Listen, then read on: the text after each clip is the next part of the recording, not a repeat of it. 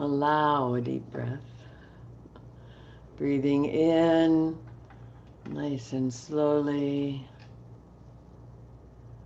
Breathing out, letting go. Welcome, Hannah. Breathing in. As you breathe in, just imagine you're receiving a blessing from the universe of oxygen that helps your body detoxify and light. And as you breathe out, allow yourself to release all that's not needed, letting go of the past, releasing all the energies that might in any way hold you back. And breathing in with a deepening into yourself, breathing in your light, the essence of your being, follow it in all the way into your center. Let your light spiral down your core, arriving within, pausing, being full of the light. And allow the breath to find its own way out, nice and slow, letting go all that is not you, all that's less than love and light. And pause at the bottom, enjoy being emptied.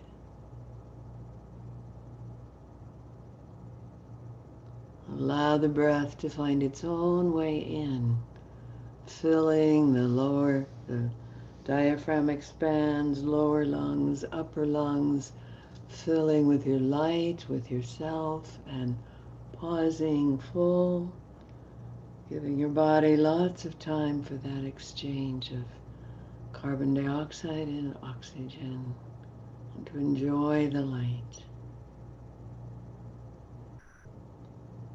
And as your breath finds its way out, release all that is not your essential self, all that is less than your wholeness.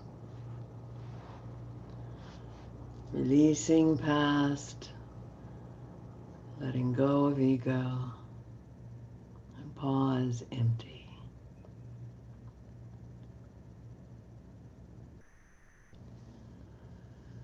As you breathe in, feel your deep, deep grounding into the earth. Maybe refresh it.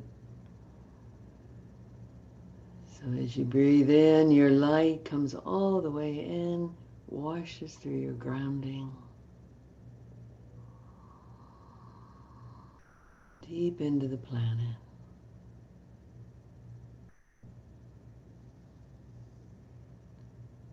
Letting go on the out breath, releasing into the earth. Another breath like that. Bringing your light, your breath to your grounding, washing it clear and letting go.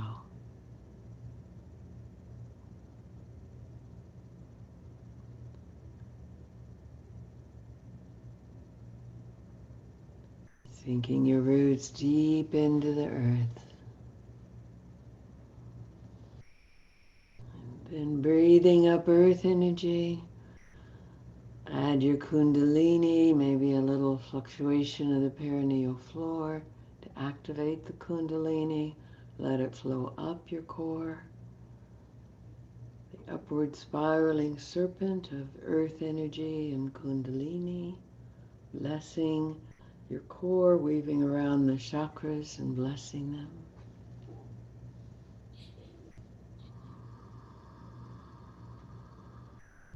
Letting that earth energy and life force fill your entire body. Maybe move a little so it goes all the way to your fingertips and your toes. Filling up, being nurtured. The chakras are energized and nourished by this upward spiraling serpent, the earth energy and the kundalini. So just imagine it on your in-breath spiraling up around each chakra all the way to the top. And then the body receiving the blessing of that energy from the earth and your kundalini, your life force in every cell.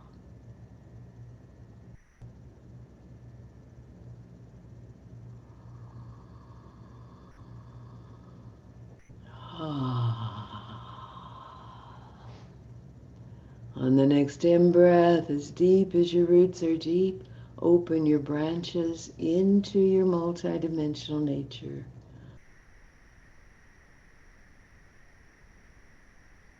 Touching into the light of your being, breathing that in. You can fill your body on the out-breath.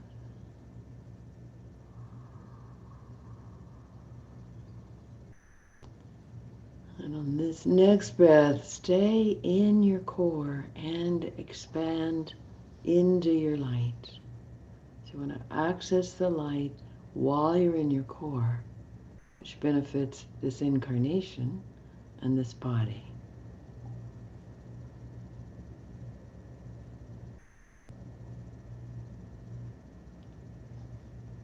Letting the light fill you, wash through you, dissolve all that's less than love and light.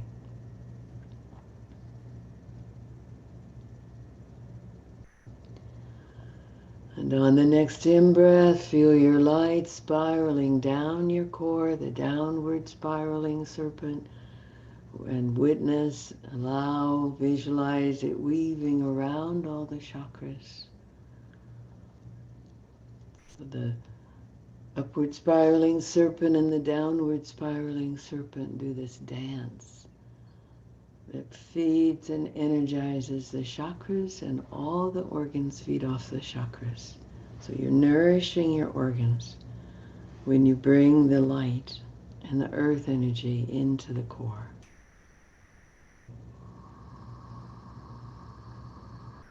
And on the out breath, let the light fill your entire body, all the way to your fingertips and your toes.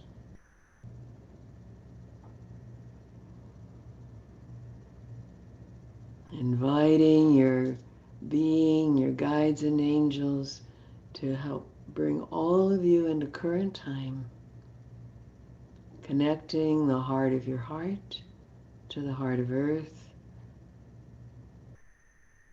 to the heart of your soul,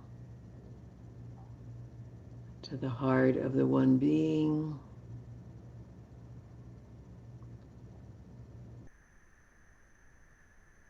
the heart of your quantum nature,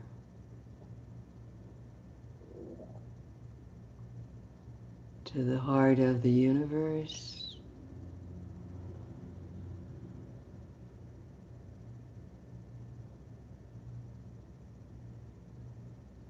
to the heart of your heart, to the heart of now. Gathering all your energies into now. Now is where all the power is. Only in now can you feel passion and power, motivation, desire, love. And offer yourself love.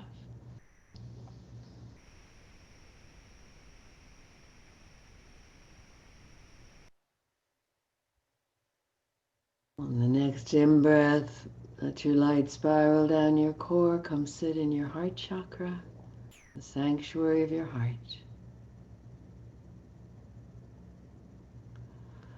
And while we're all in our heart centers, I want to offer prayers for Brianna's father, Alan Rose. He's in the hospital now with COVID, and she may come in. There she is.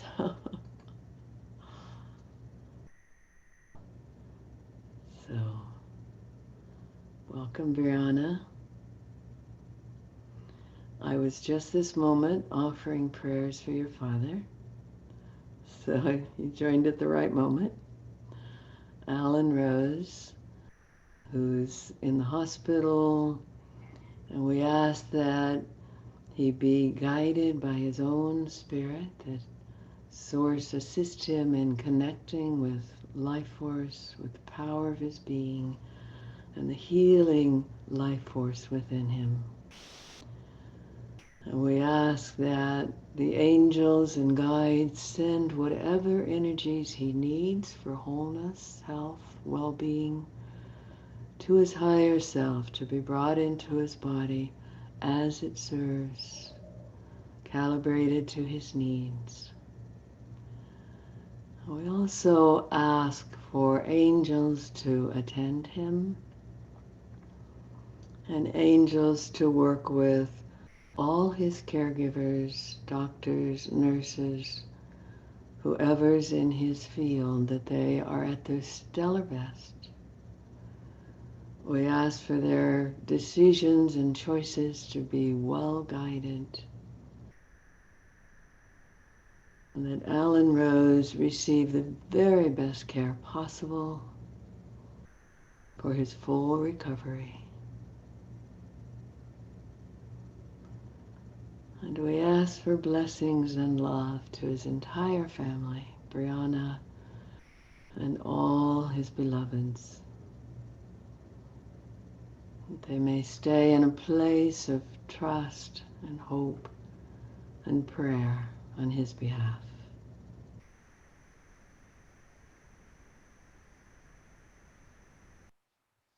In the sense that Alan's being is expressing gratitude, receiving our love and our light.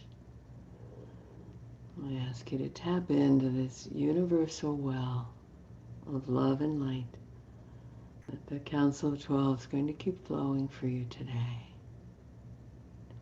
Take all you want and need. We offer it also to everyone involved in Alan's life. Blessed be.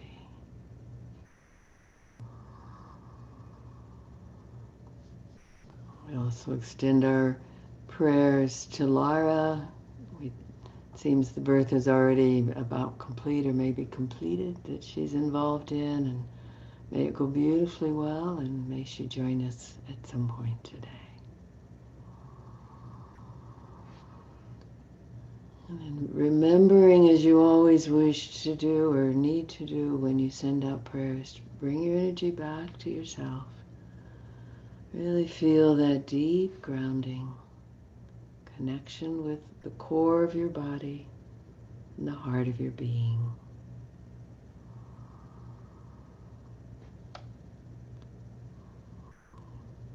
The guides want to create a crystalline waterfall of sparkling iridescent light for each of us. So just see that.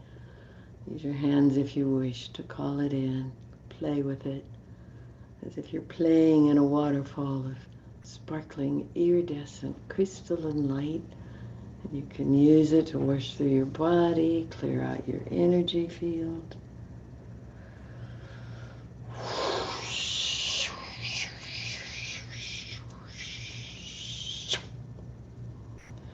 Wash it down, your grounding.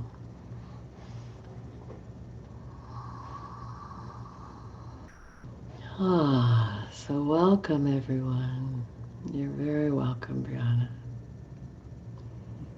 Yeah. That was a powerful prayer. I could really feel it being received. Yeah. Yay. So,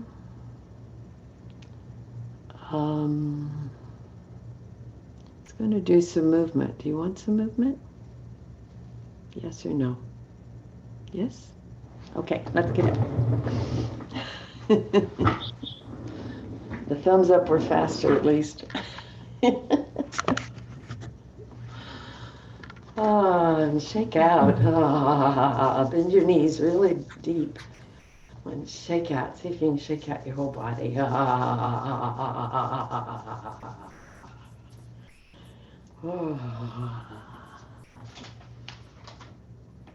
And then let's roll our shoulders. Breathe up as they go. Breathe out in as they go up. Breathe out as they go down. And then go the other way and just see how different that is. We have one way we're used to.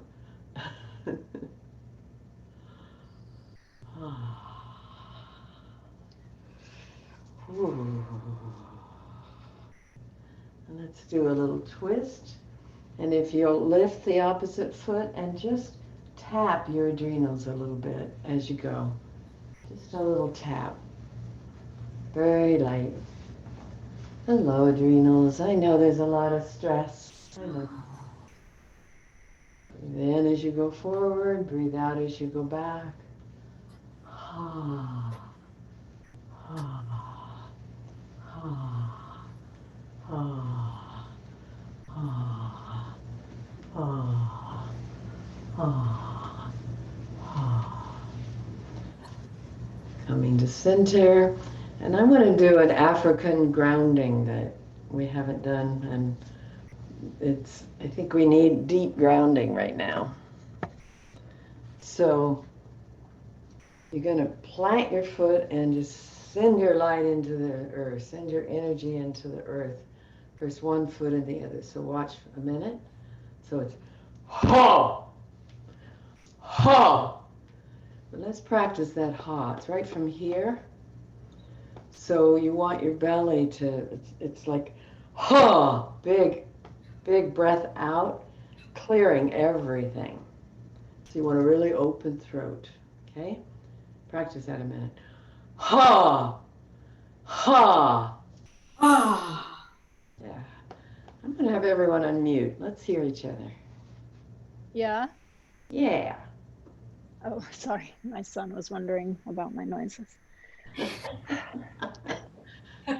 Ha, Ha. ha, Ha. ha. Ha. Ha. Ha. Really follow Ha. through with Ha. it. Ha. Ha, Ha. ha. Plant your feet. Ha. Ha, Ha. ha, Ha. ha, Ha. ha, ha, Ha. ha, ha, ha. Ha. Through your tail. You should your tail too. Ha, ha, ha, ha, ha, ha, ha,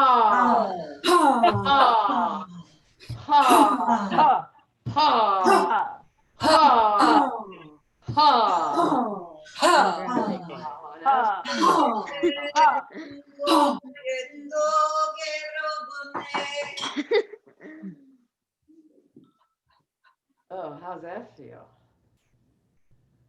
Feel a difference? Yeah. Yeah. And then let's stretch up. Oh. And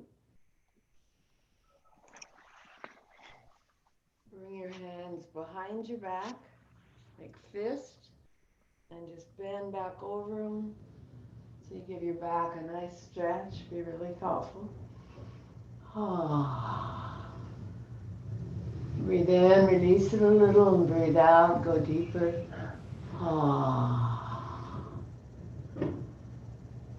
Oh. Coming up to center, and let your head go forward, your body follow. Ah, bending all the way, and just hang. Shake out your fanny a bit.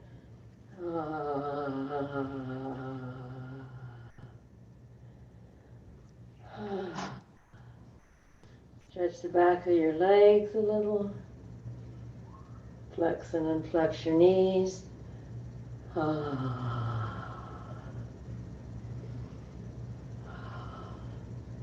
And then take a big breath.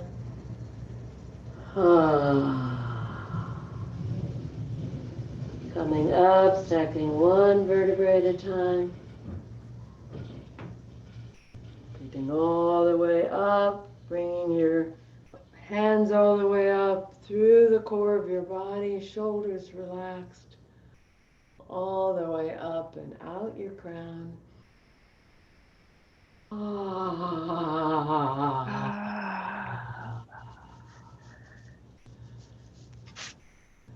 And let's just do one more. Breathe all the way up. Out your crown and bathe yourself in your life force.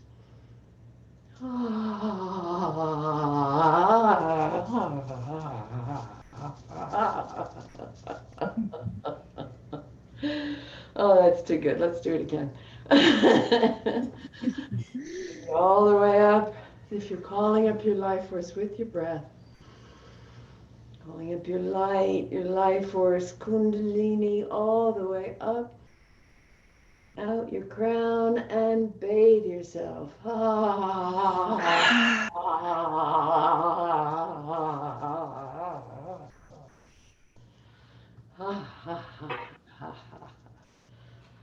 right, let's come back to our seats. Thank you, those for thumbs up. That was good. That was great. Yeah.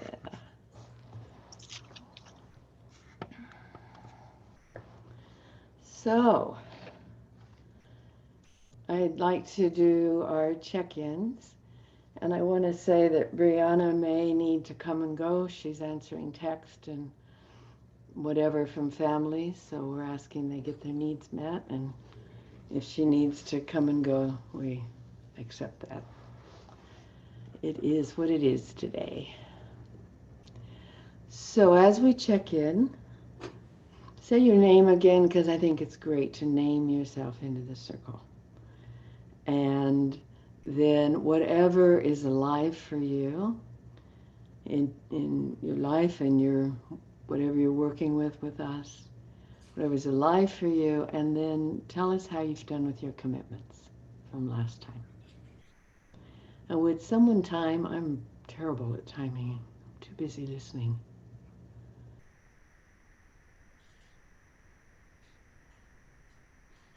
Thank you, Lou.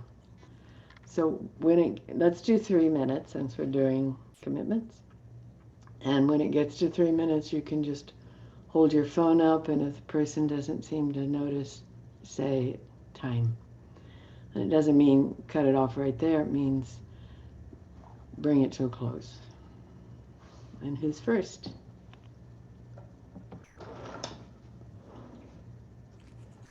I can start.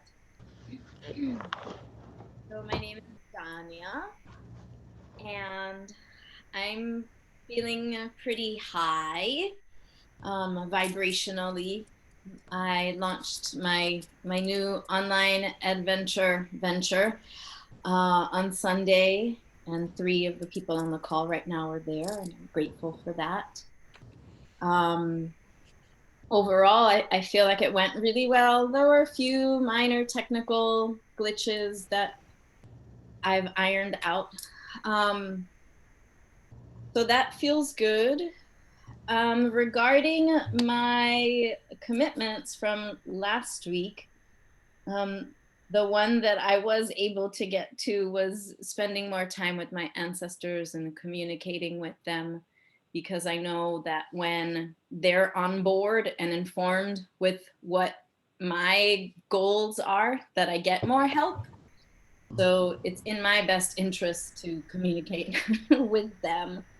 And I think just the biggest takeaway from Sunday was getting feedback from the participants of my class, and just hearing them confirming that things that I had incorporated in the lesson actually were very important pieces of information to sense our own body and to be in our own bodies. So I'm just excited and just ready to keep moving forward with everything I have to do. And I'm complete.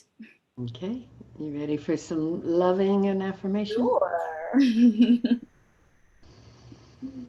Hmm.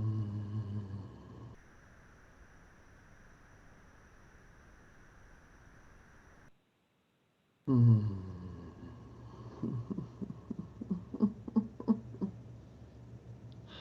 So sweet to be received.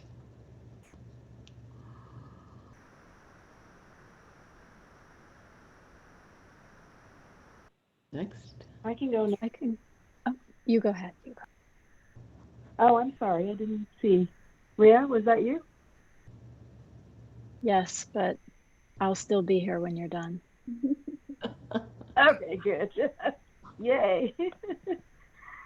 Well, I wanted to go next because I was so touched by Danya's class. The chakra dance, she calls it. And yeah, I just really love the being in my body. I think you kind of really introduced us to kind of reside in our body, and it was really very joyful and very pleasurable for me. And so I really wanted to thank you, Danya. So what's alive for me is a couple of things. I am feeling this need to integrate. I am so interested in what's going on in our world right now. I find myself so pulled in, it almost feels like in two different directions, and I want to integrate them. The one direction is all this work that's happening in our world around sustainability and climate change, and it's something that's so close to my heart, and I want to learn about it, and I want to influence it for the board that I serve on, as we set CEO objectives and things, so that there's like this very practical side of me that really is very passionate about that work. And then there is this part of me that is so drawn to our spiritual magic, our essence. And I feel like right now it's kind of like, but I want this. And so I want, what's present for me is I want more of the integration of it, figuring out how this all works together, how I can bring the best of my spiritual essence to the work that I want to do in the world. So that's what's alive for me. And yeah, and my commitment. Channeling every day. I said I would channel my TED Talk. I woke up in the middle of I think it was like 5 a.m. and just sort of sat down and wrote everything that was coming to me. And so I'm practicing more channeling for myself, which is really cool. I'm also experiencing a lot of great flow because another group that I'm part of, she said her partner works with TED Talks. And so she introduced me to her partner. Yesterday we had the most brilliant session. It was like, wow, I couldn't have imagined anything better in terms of his coaching and his ideas and his great questions. So yeah, I guess there's a part of me that's really feeling very grateful and juicy to be in the flow of life. Beautiful. Ready for loving? Yeah.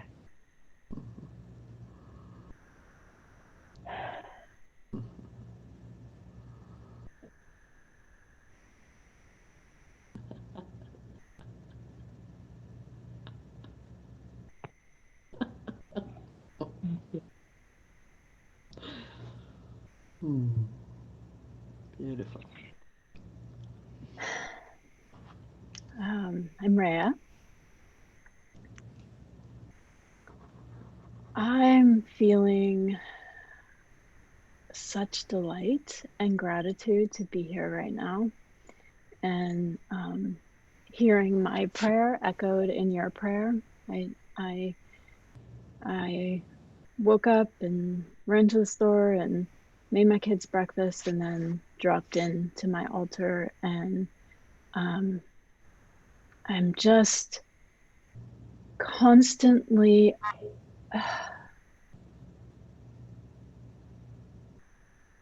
listening to the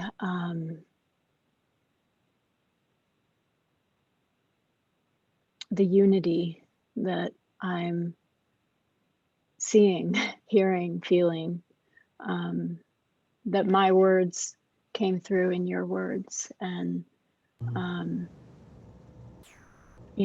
Danya, your movement, I had such a profound experience with continuum movement. I don't know if you know Emily Conrad. just understanding my body as an instrument of the universe. I'm so moved by my own importance, and not in a self-centered way, but as a like center of my microcosm, you know, and within this deep primordial rising creative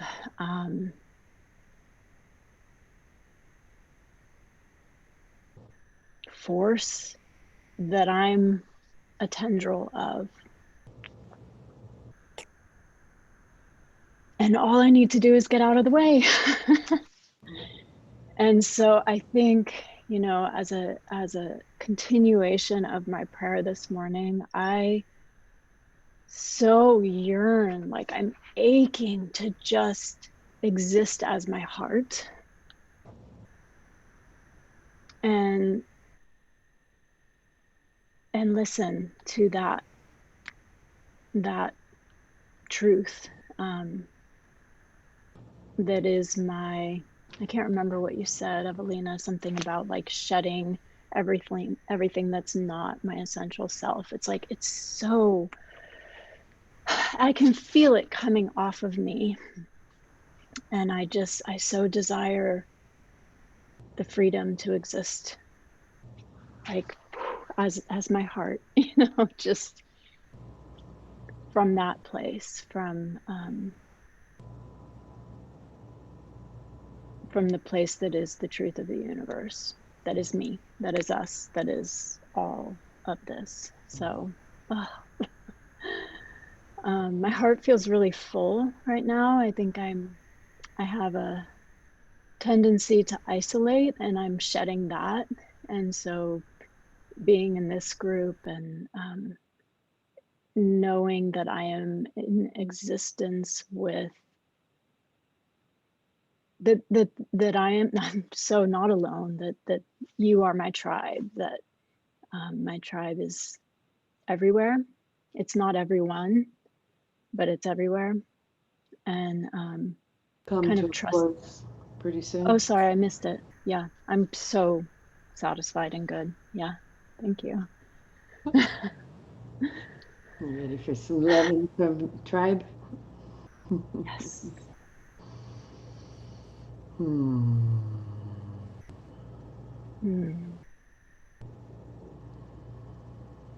Thank you. So beautiful. Hmm. And I close my eyes a lot when I express, so.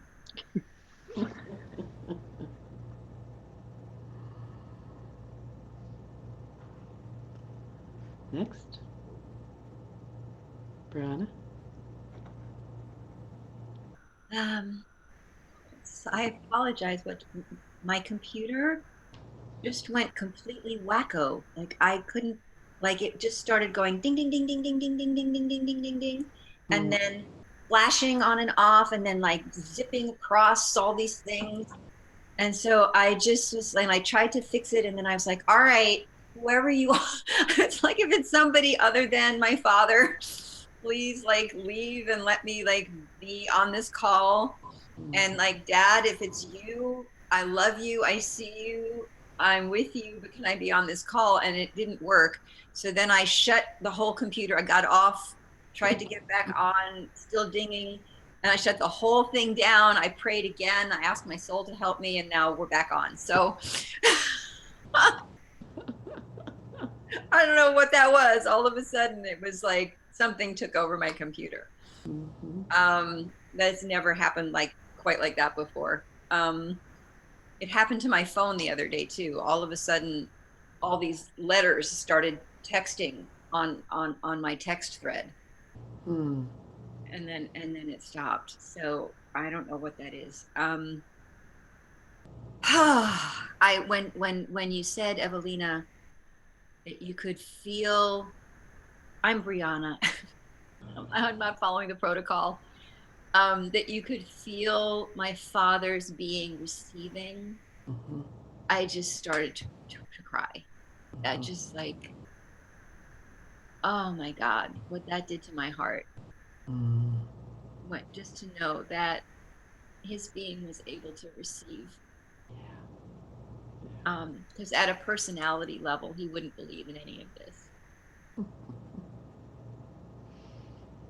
And I did watch Evelina's talk. I'm looking back at my notes here. I did sing every day.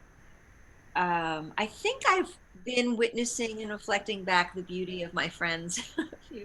I'm not sure if I tracked that.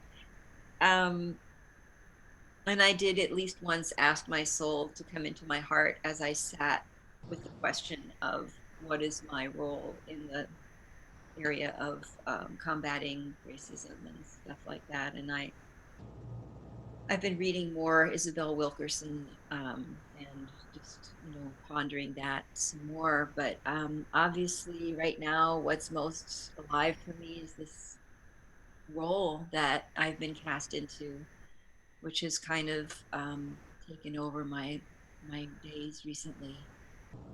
And the prayer that I've been asking friends to hold with me and for us is that if this is his time to leave, because the quality of life he would have going forward from here is not would be torture for him or something that his soul doesn't want, that the leaving be easy and graceful and full of love. My sense is that probably not the case, but it could be, I don't know. And that if it's really true that it's his time to fight this and get through it, that all the things Evelina said, all the help, all the right decisions, everything that's needed for that to happen. So thank you so much Mm-hmm. for helping with that. Beautiful.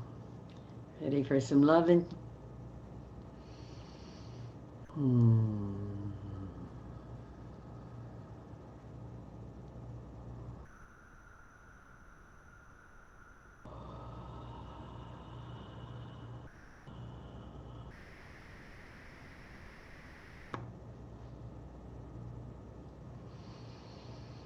Hmm. And I want to ask Spirit if there are any energies that I have a sense are sending energies to your father's soul, set something off that may have affected. So I want to ask all the realms of light to clear any entities or energies around Brianna, her family, whatever got released, send it to the light. Kalima, take care of it. And create clear and radiant space all around Brianna and her family.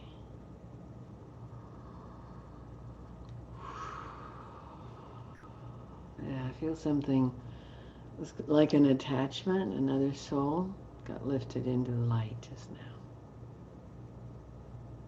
Yeah.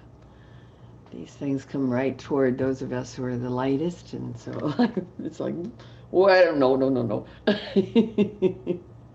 Out of here. Beautiful. Okay. All right. Next. I'll go next.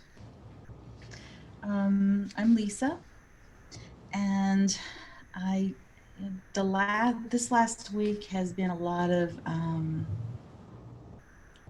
shedding. I'm not one that wants to be seen, but that's too bad. That was the message I got loud and clear. Too bad. And I did manifesting meditations around life purpose, and that was just amazing, the things that came through. And people that are telling me that I need to be doing something different and working with women. Too bad. That it's very clear exactly what I was doing is the steps I'm going to take forward. And being fierce after 40 has been born. And so with the meditation, still practicing, asking for help and channeling. That's just I just have to keep practicing that and to trust um, within me, my path. Um, and I just feel very blessed to be with you all. I feel very blessed to be in this group. And it's so good to be connected with people, my tribe. I had missed that a lot. So I thank you so much. Ready for loving? Yeah. Take it in. Yeah.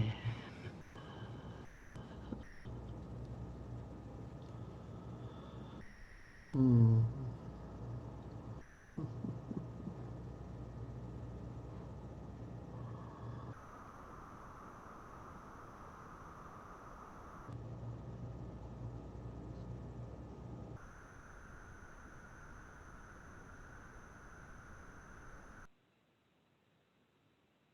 Who's next?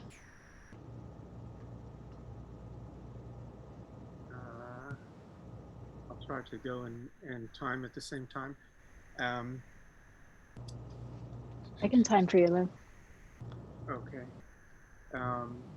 So enjoyed your dance, Danya. Had a lot of fun dancing with Henna, especially since her sexy persona made an appearance. My my commitments. I did a lot of my consciousness practices, a little bit of practice channeling, and I did pretty well at reconnecting with home and with Henna. I think I did pretty well at staying clear in my light, and I don't want to reveal all of my secrets to success, but it's gone pretty well.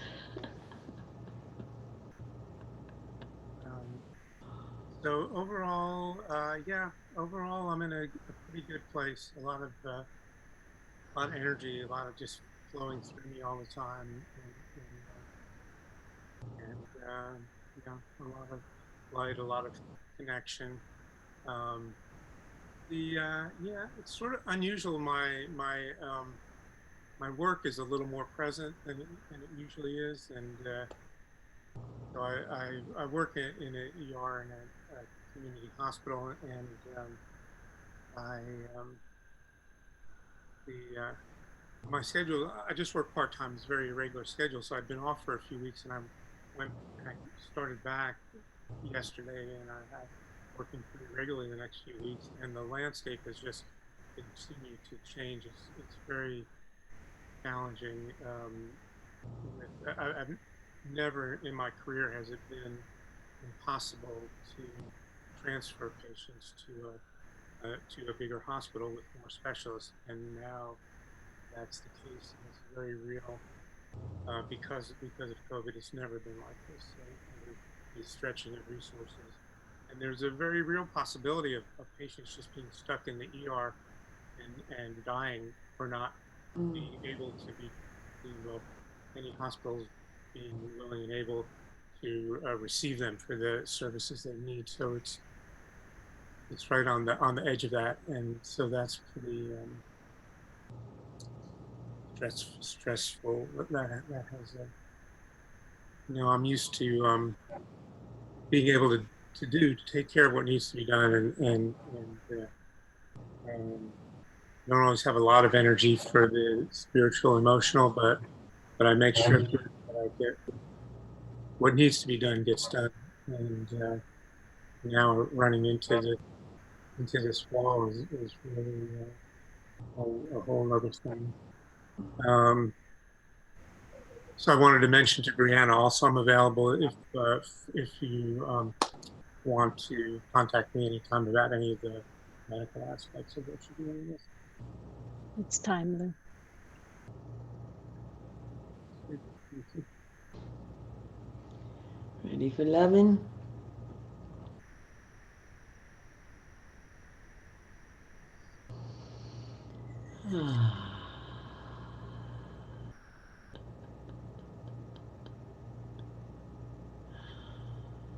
Hmm. Yay. Hmm.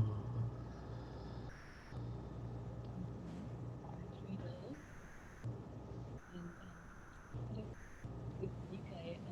Oh, can you not hear me? A little louder would be better. We could hear you, but not very loudly. I had a pretty good week. I went up into the snow with my family. With my daughter, we went up and skied for 4 days. That was really lovely and good. And I did some of my morning meditation practice while there, and just I'm really grateful I've joined this group. I really feel just the intentionality of you all, and just making a deeper commitment to myself to really tune in and take the time to really practice the listening. Um, and I've been definitely getting some, like in the morning, I'm feeling like there's a lot of energy. I'm feeling a lot of light and support, presence. Um, I feel like it's connecting me deeper to myself. And sort of the overwhelming message, I don't know exactly where it's coming from, but it's been like to keep making the time to tune in and check in and clear the distractions. So I loved the meditation we did at the beginning today, um, and just feeling, I love what you shared, Rhea, about that you were able to take care of your kids and then come back into your kind of meditative space. It inspires me to just carve out the time and come back to myself um, throughout the day and just carve it out and don't do all the busy stuff that I get pulled. Um, I've done quite a few healing prayer treatments in practice. I was helping with Brianna's dad too, just working with his higher self and um, working on helping him stabilize, and with another friend that's dealing with COVID and having a hard time right now. So I'm kind of exploring of how how this will work for me, of how to pray for the right environment and how to have it come through their higher self and have it be calibrated just for them. Um, and then my friend who was struggling, she had a shift. So it's hard to know, is it with prayer, is it help? It's ultimately up to their soul's journey, but it was nice to get a little feedback that she felt something. With Brianna's dad, we don't know because I'm just praying, working with his higher self.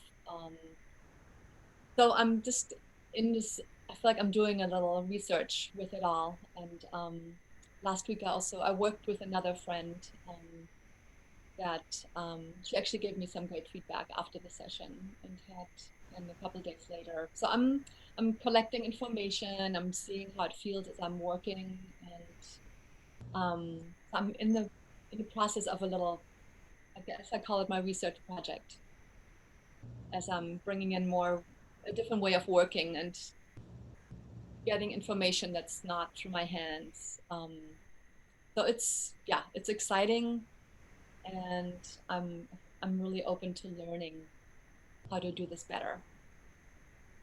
I had some sweet time with Mike, my partner, and also got some movement. So I had a really sweet week, and it helps to feel like having these shared commitments. We're all working on these things together. It's really inspires me and helps me be accountable. I love it. So I'm complete. Beautiful. Ready for loving?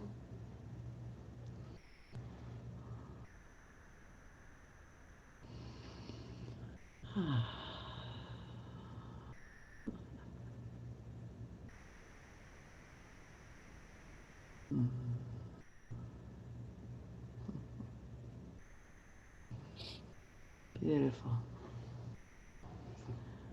So, I've had a challenging week, beautiful in many ways.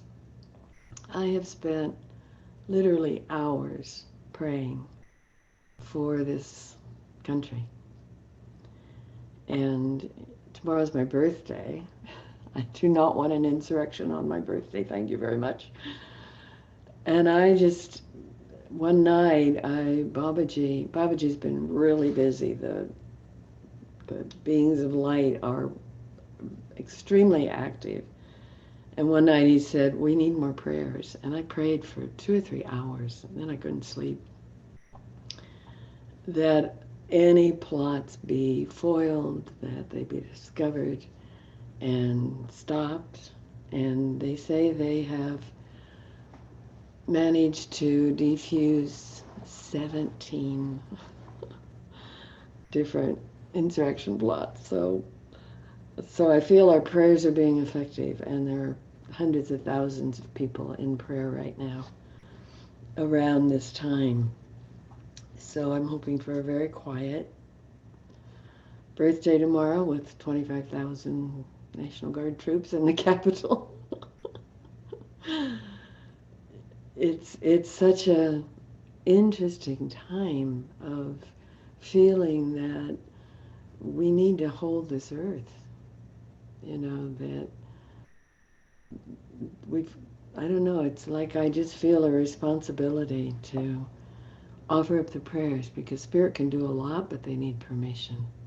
So I pray on behalf of all humanity, womanity, and it feels like we're getting there. That something major is shifting.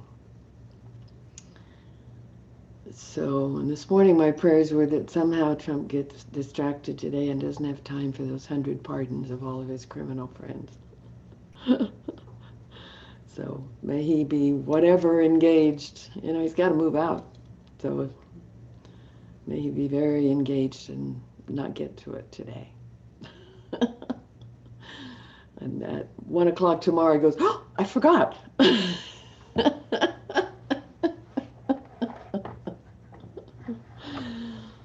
So tomorrow I'll be 76.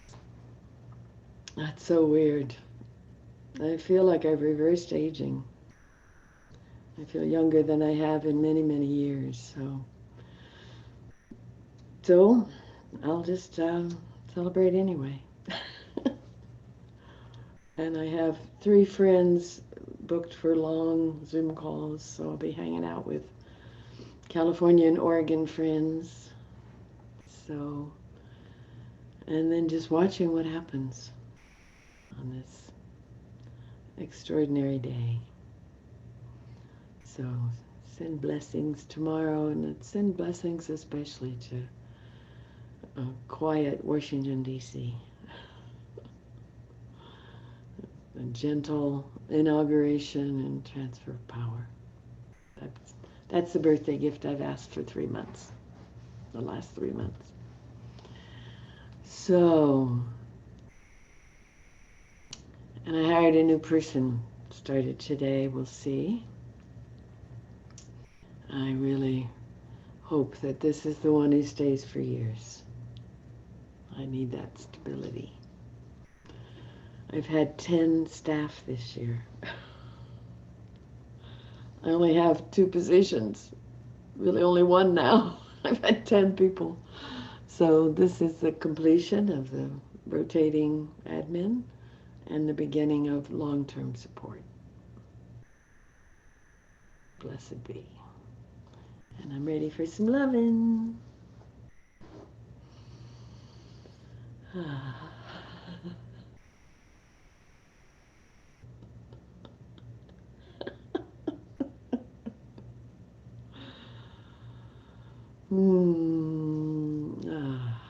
Thank you. It's palpable. And let's send love into Laura. We love you, Laura. Come join us when you're ready. We love you.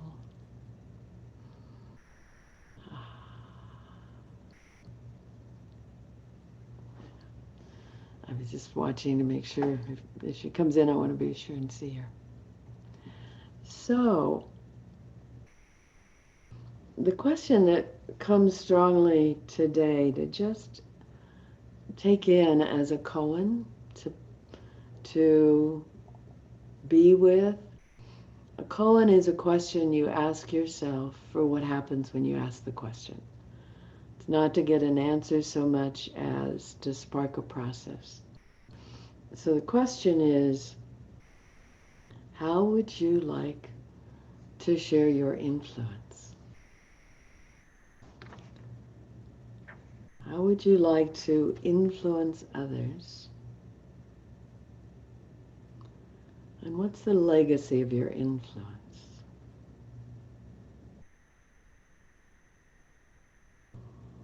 And just to be with that.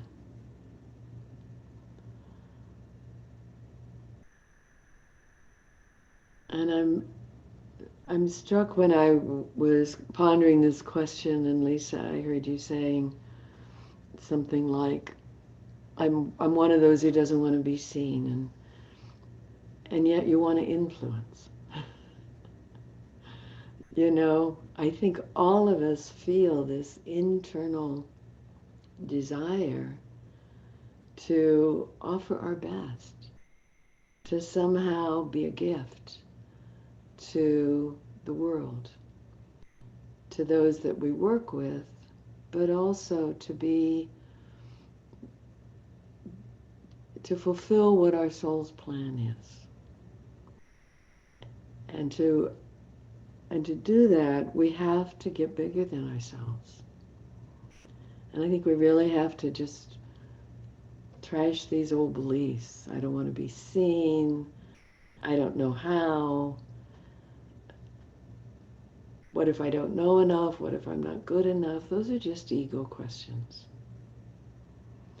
Because your being wants to be seen.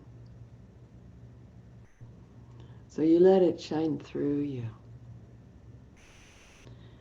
There's, I think, a spiritual imperative in each of us to keep finding the place where we feel like we've done it. We've given what we came to give. That we've connected to the people we want to connect to. And when you're building your work, if you think of it more in terms of who do I want to influence, or how do I want my influence felt, rather than how do I get customers or clients, it's a very different thing. You know, when I'm filling this mentorship, it's a sense of who do I feel will be most receptive, who will give to the rest the most, who will be most able to make use of it. And so I'm not seeing people by dollar signs. I'm seeing people by what I contribute to them and what they contribute to whatever it is I'm growing or creating. I've just started a membership site on my website, which I've resisted for years, even though it's a really good marketing. And then I realized what I want to do is create a community of folks like us. Because when I go on Facebook Live, y'all are the kind of people that I know will receive the best of what comes through and make use of it, and then spread that influence to others. So I'm doing it because I feel I'll be served by creating that kind of conscious community that then serves everyone who comes into the community. So for me, when I connect it to service, to how the divine can work through me, then I can do what's needed to make things happen. I don't feel I'm marketing, I feel I'm sharing something of value, something of importance. And then I hire my marketing specialist to figure out the funnels, the details. when you offer what you're offering from this place, then your heart's engaged and your spirit's engaged. So you're in the heart of your path. You're right where you're designed to be. And I don't feel it's like, Spirit's got it all figured out. This is what you have to do. It's that there's something your soul wishes to accomplish in this life. And whatever you choose, it wants to align it with that accomplishment. And part of the value of the kind of meditation that we did this morning is that it allows you, morning, afternoon, evening, wherever you are, it allows you to come into that alignment. And you just keep finding that place. My heart is aligned with the heart of Source, the heart of Earth, the heart of my being, the heart of my path. How do I go from there? And then you're allowing your being to be visible. It's like, go ahead, Source, shine through me. And it gets past all that ego stuff about, am I enough? Can I do it? Yeah, Source can do it, of course. It's designed for that. So then if you're in a place of bringing clients, it's a matter of being visible. You keep your name in front of them, you keep your work out there. And for me, again, I want to do it from service. So when I do a session, I send people a video with a nice note, love working with you. I have, over the years, created all of these resources. And I'll send people resources, a link to this, a link to that, adrenal tea recipe. Whatever feels right for them, it'll come up in a session. And sometimes I go, oh, here I did it again. Now I've got this little post-it with these things that have to get sent out. So I'm finding ways to automate it. But by giving that extra value, people feel that you're part of their team. You're on their side. And I was thinking of that, Danya, when I got your thank you message after the dance, that it was like, oh, that's sweet. And there's the link to the next one. So you make it easy for people to find you. And you offer things that are very nurturing to them. And it increases your influence. So, any questions, comments about this?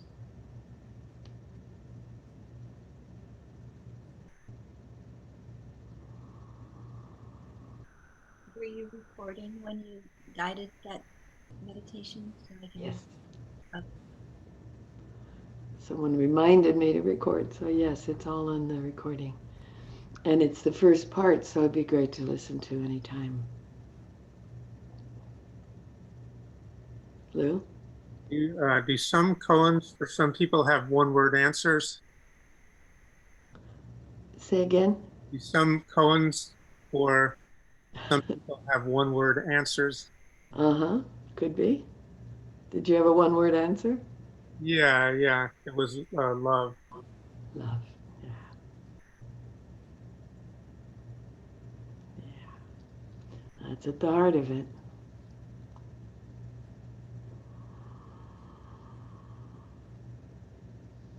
Anything else wants to get shared before we take our break and invite in our beloveds?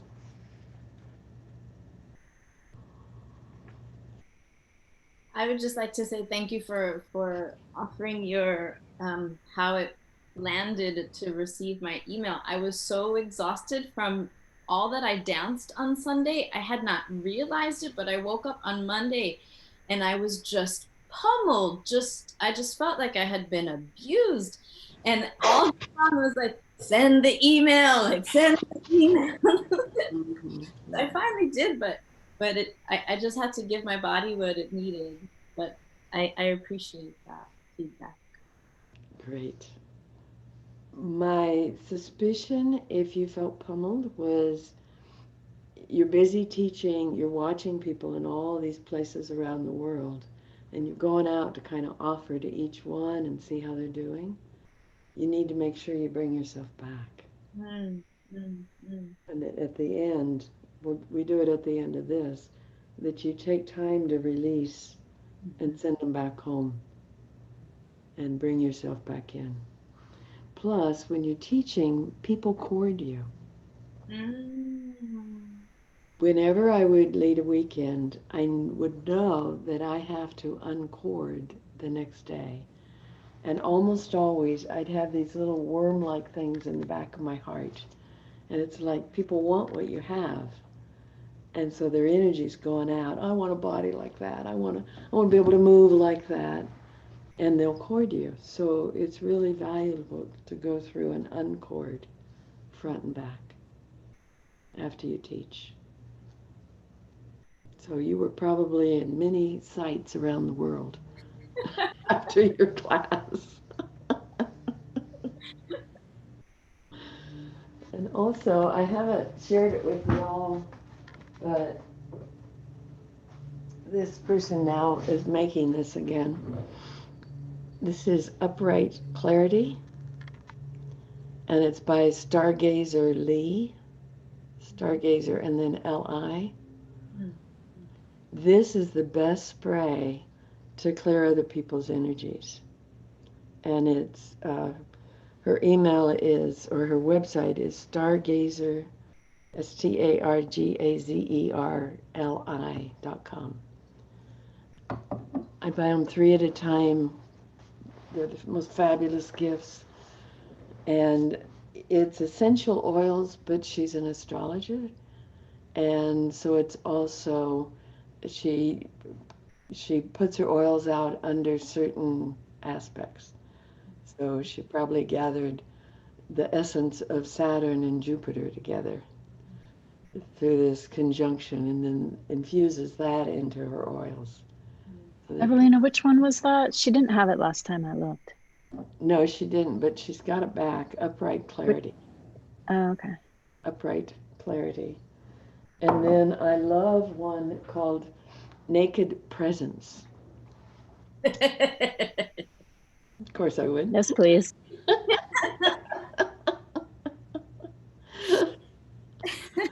So they're both really good at helping me get my energy back. The intention. Spray them all around. Pardon? Naked presence ones. What is it? Naked Presence is a tincture that you take, and it's got some chocolate in it, which might be why I love it, but it's a very energizing. Oops, that's not it. Well, they wander off. It's wandered off. I'll look for it during our break. That may not be the right question for right now, but I just want to throw it in.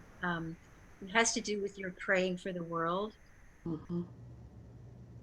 Is there something that needs to be done if we're praying for the world about whatever personality level voices don't believe that that kind of prayer works, or you just let them be there and you pray anyway, and you don't have to do anything in particular about those, that static that's in there?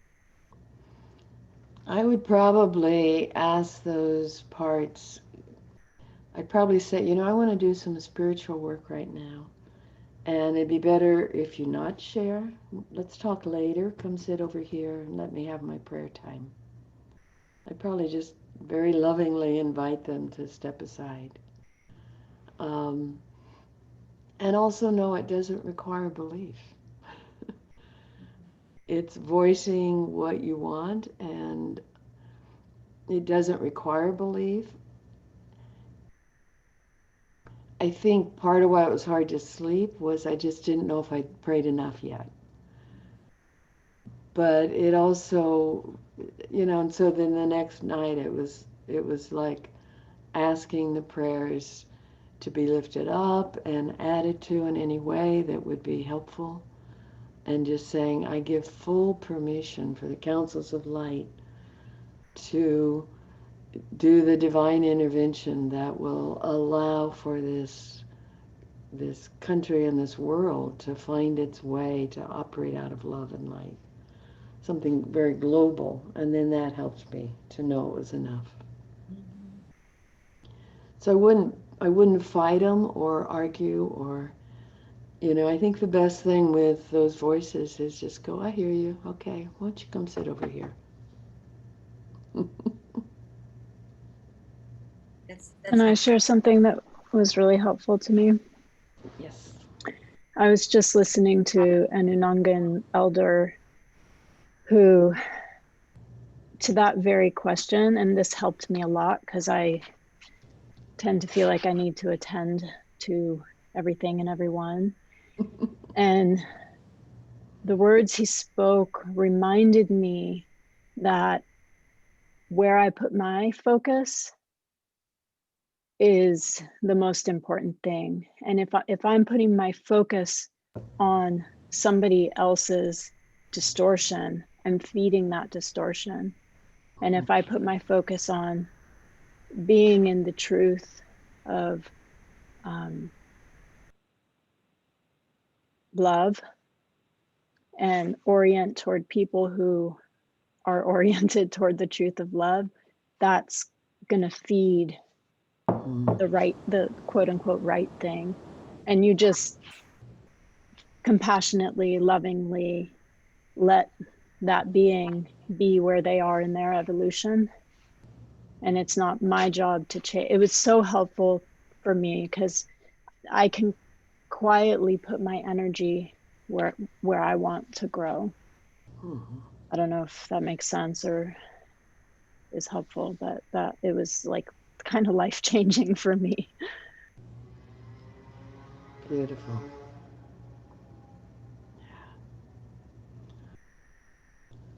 Trusting the power of love.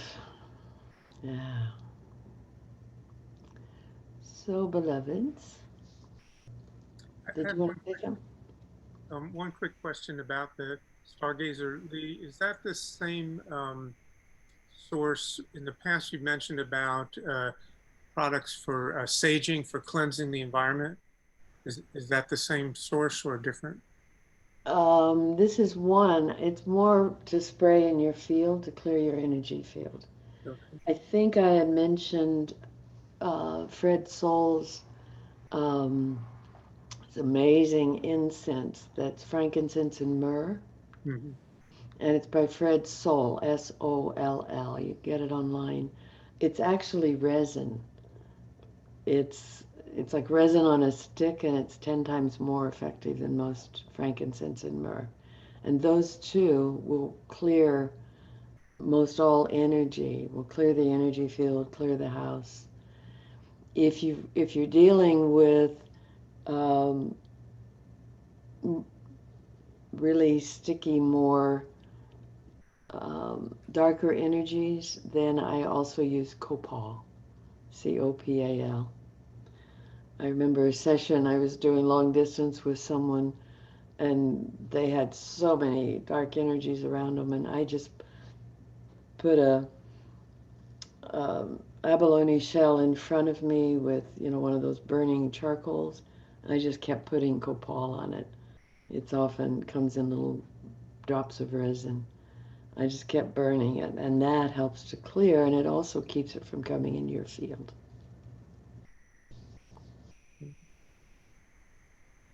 And Thank you. you're welcome. Some of these resources from all the other groups are in your Facebook Live group under units. There's a whole lot there. You just keep accumulating. Okay, beloveds, let's take a bio break. Come back in about 5 minutes, and we'll welcome in our friends in high places.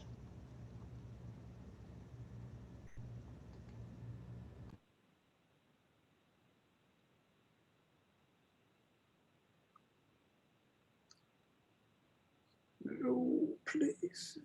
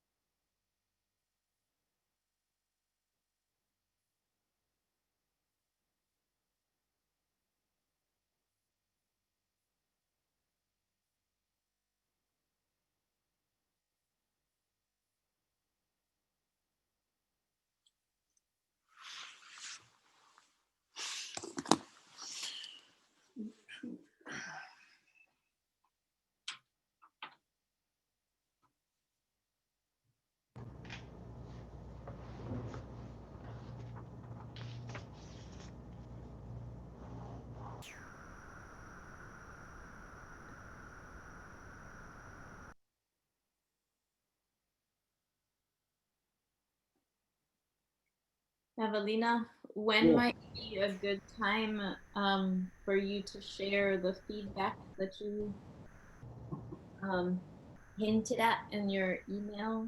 Was it an email? Yes. Uh, It was on Facebook. about your class? Uh-huh.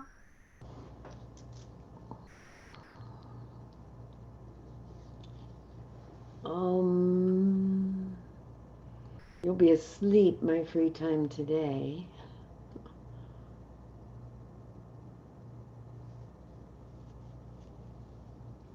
Um, Thursday around noon to 2 here, I'll be free. If you want to be in touch then.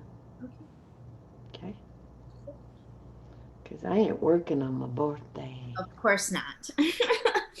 For that snuggle party and where was it? There was some snuggle party for your birthday that we went to that was in the NBC space where Scott McComas teaches at. Katamas, It's on the other side of the bridge, and it's not San Rafael. It was some place where we celebrated your birthday. oh, I'll bet it was in Tiburon.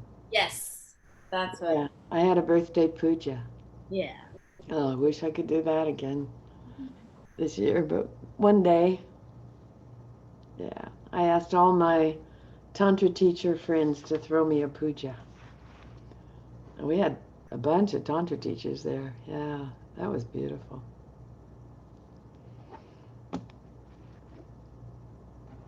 Okay.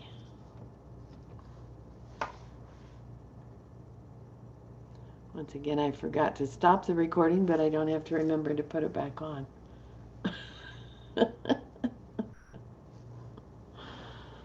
Hannah, are you there? Come on back. I just texted Laura that we're sending her love. Apparently she's not getting free. She says, thank you. I feel you all. So she is a part of our circle. Evelina, happy birthday. Tomorrow's my birthday as well. Oh, birthday. Thank you. Happy birthday tomorrow. Thanks. How many years for you? How many years? How many rotations around the sun? I will be 44. Oh, that's a great year. It keeps getting better. 44 is building new foundations, and all this Saturn energy is helping that anyway. Yeah. Yeah, I love that 4-4 energy. Mm. Big shifts in my life that year. Mm-hmm. Yeah, I'm just keep breathing. Breathing. Well, what I have numerology 4 is my destiny or whatever. And one of the things that's been said about the numerology 4 is that if a 4 is building a pyramid and there's a brick out down here at the bottom, it takes the whole thing down to get that brick in place. Mm. So it's that kind of restructuring that's like, I'm going to get it right from the ground up this time. Mm-hmm. Ooh, yeah, I feel that. Yeah, it's been years of like Mm-hmm. restructuring. Mm-hmm. There's some dense patterns that need breath blown into their paralysis. That's a good way to say it. Yeah. Well, I've only worked on myself 52 years, so it's worth every year you put into it. And how many lifetimes? Yeah, really. Yeah. 6-6 has been a pretty good year for me. The double number 666. Uh-huh. Uh-huh. I kind of hate leaving 75 behind. I liked being 3/4 century, and I'm on my next quarter. My brother, who was a football player, says, well, we have long-lived genes. I figure we've got another quarter and maybe some overtime.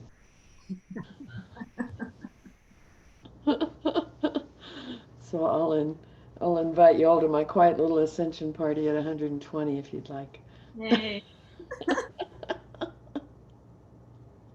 That one definitely needs to be a puja.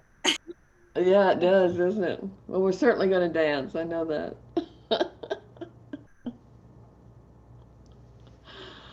Okay, dear ones, shall we invite in our beloved guides? So, breathing, feeling again that deep, deep grounding, connecting to the resources of your soul. I ask the angels and archangels, please create for us a crystalline temple of radiant energy, crystalline temple of light, all around each of us in this work, cleansing and clearing all energies not of the light from around any of us, and weaving for each of us our own chrysalis of radiance filled with the rays and vibrations needed for our lives, our work, our evolution. God, Goddess, source of all that is, encompass us in so much radiant light that only beings serving love, light, and truth may participate in any way. Deepest truth and highest guidance is received. Calling in your own highest self, the radiant heart of your being, to assist you in receiving all you need, releasing all it serves to release as you fill with your radiance and light from Source. I welcome into this sacred temple the Council of 12, and I welcome those beings from the heart of the light only, who are guides or angels for anyone here.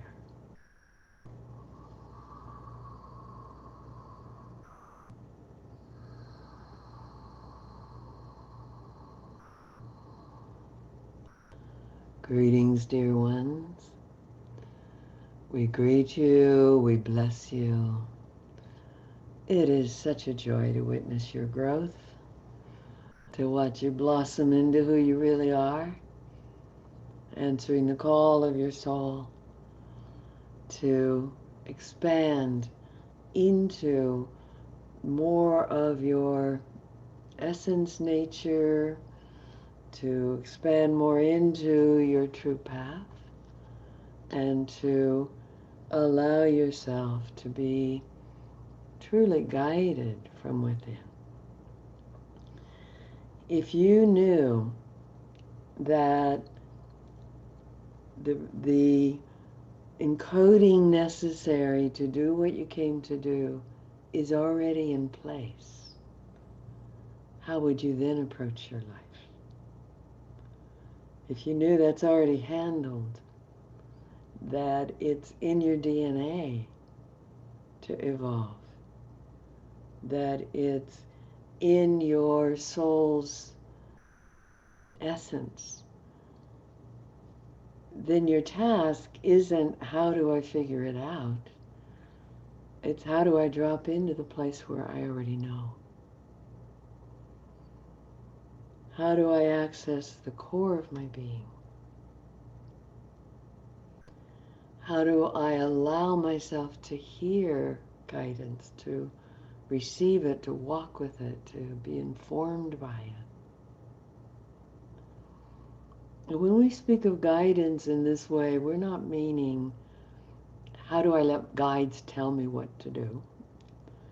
We see people doing that. We know someone who once said, I hate my apartment, but my guides told me I had to move here.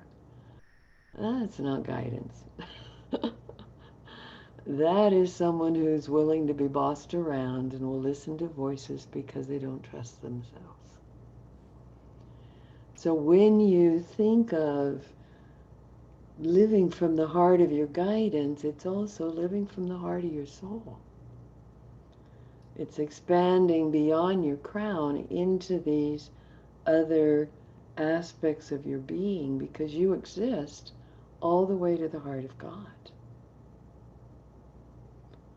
So when you ground deeply and open into these levels, beyond and beyond and beyond, and you allow yourself to be like this amazing, blossoming being, you have all kinds of guidance that already is aligned with what you're here to do. And then the joy comes from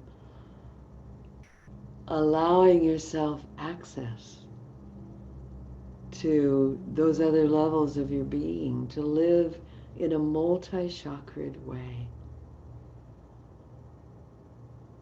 to live from a multi-dimensional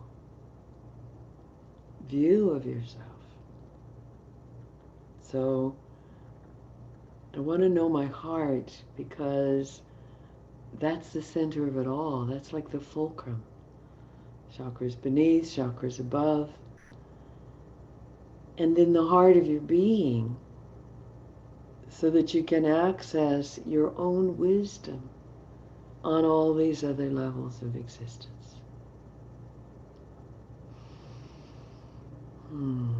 So our hearts were very touched, Lou, when you shared the dilemma of having these people that you know need care here and all these places you would send them to and you can't.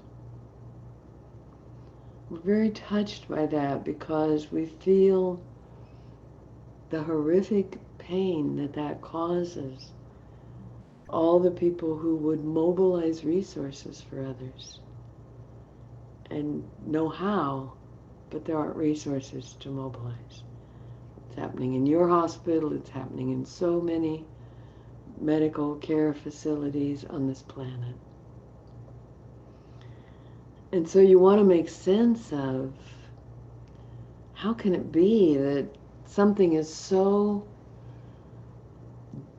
deadly, so damaging, that this virus is rampant and continues to mutate to more virulent forms. And how can this be allowed? What's the purpose? It doesn't always help to know the spiritual purpose, but sometimes it does ease the heart. People have asked, why would so many people want to die in a tsunami?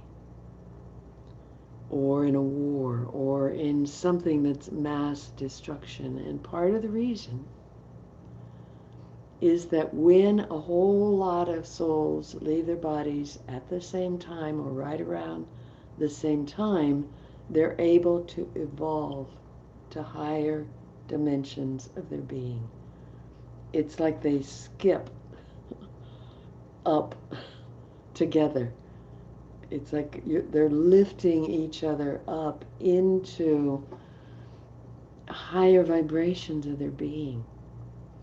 And so one of the things that's happening with COVID, with so many deaths so close together, is that a lot of souls who would have just died unconscious and created the next life unconscious and maybe stayed unconscious are getting elevated to higher levels of consciousness. So even that is part of the global awakening. And when those souls choose their next visit on earth, they come from a different place. A lot of unresolved karmic patterns are getting erased from the planet in this process. So that may not help when you're looking at this person and are we going to have to let this person die in front of us? But it may also help in terms of settling your soul. That somehow these people are choosing a mass exodus for the elevation of their soul's existence. And If you're having to witness something that shouldn't be happening, you just go, God, may this be the working out of your will here. And I pray for the souls of these people. I pray for the souls of all people who are using this time of exiting. May they be lifted up. May they be lifted higher. May they be freed from their karmic patterns, because we want the whole species lifted. And as this is happening as they're leaving, it's also happening for everyone, that new doors are opening, new possibilities exist. So let's just bless the living and the dying and the ill and the well, and ask for the highest possible working out of the divine plan. We feel that Gaia, this earth being, because she is a being, has an alignment with the desire for somehow allowing a smaller population on the planet. So there's a purging, there's a cleansing, there's a releasing. And there are many, many reasons you can put it to all of that, but everything that happens, Spirit uses. Everything that happens gets reframed into supporting evolutionary choices. And so we're seeing a lot of people who would have crossed over without having awakened, crossing over in a way that there are others receiving and moving with them. And there's an even greater awakening on the other side of the veil from this that is happening here. And you just want to pray for the awakening of the species and the awakening of a global consciousness where everyone involved, which is now everyone on the planet, just about, chooses love, chooses to be a part of an up-leveling of the species. The Hopi prophecies have been that we're entering 1,000 years of peace and light. Hardly looks like it, but it is happening. There's an unraveling of patterns of deceit and destruction. It's right there in front of everyone right now. And when you see it, just ask that the underlying causes of deceit and destruction be released and cleared, and those trapped in those patterns find a way out. And sometimes you say, I don't know how you can do that, Spirit, but I give my permission for divine intervention that be so. So is there a little comfort in knowing this bigger picture? A little? It makes a lot of sense to me. When my former father-in-law was close to death, I was involved with his care toward the end of life, and he was coming in and out of like being present and being off somewhere else. And at one point he said, I guess I'll just follow the crowd. Sounded like a good idea to me. And then I think of some of the more conscious, enlightened beings who have died in the past year. You know, Ram Dass or the songwriter John Prine or people like that. You know, as being uplifting the crowd. Yes. Yes. There are several who've answered the call to get to the other side of the veil to help escort people. Yeah. It's kind of a massive cosmic universal effort to answer the call of so many on this planet. Uplift us, uplift us. We need to awaken. We need the species to awaken. And sometimes it's easier once they leave the body, but they'll come back different.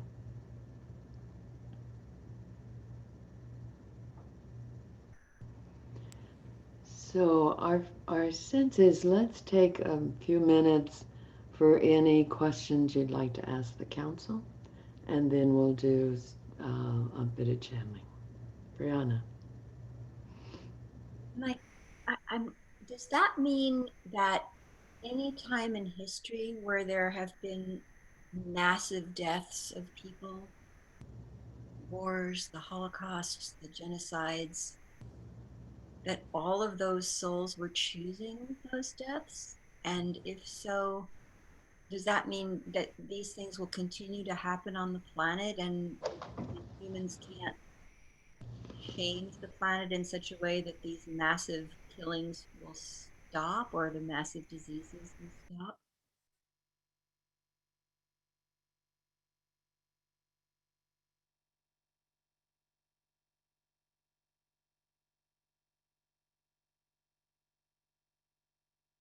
Sorry, my allergies.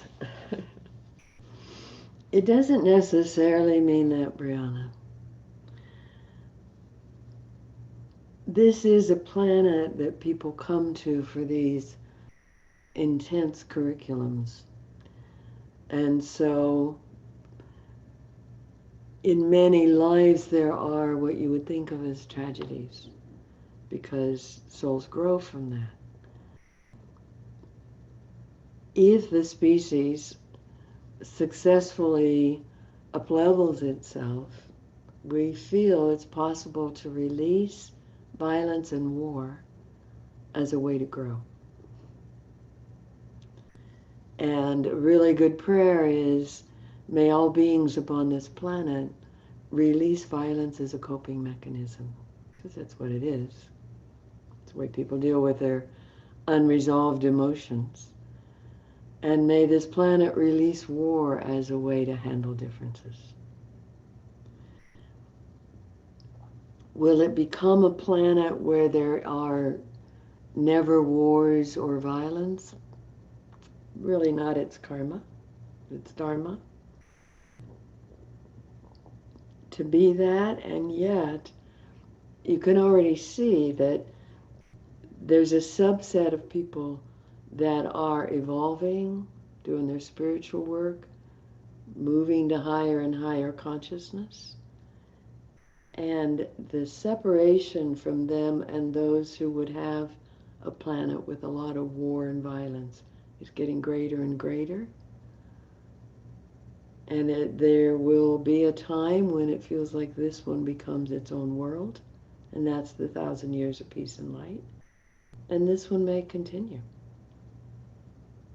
There's so many resources in the cosmos that sometimes two parallel realities evolve and separate. So you pray for the end of war and the end of violence, and you pray for the evolution of the species because you're evolving this consciousness. And you let go of, does everybody have to evolve with me? No. No. There is likely on the parallel reality with so much violence, there may be a time when there's a mass exodus from that. And then the evolution of those beings. It's choosing the parallel reality you want to live in. And what holds people back is, but what about all those that fight? What about all those who are involved in, you can name it, crimes against humanity? And you want to say, that's God's job.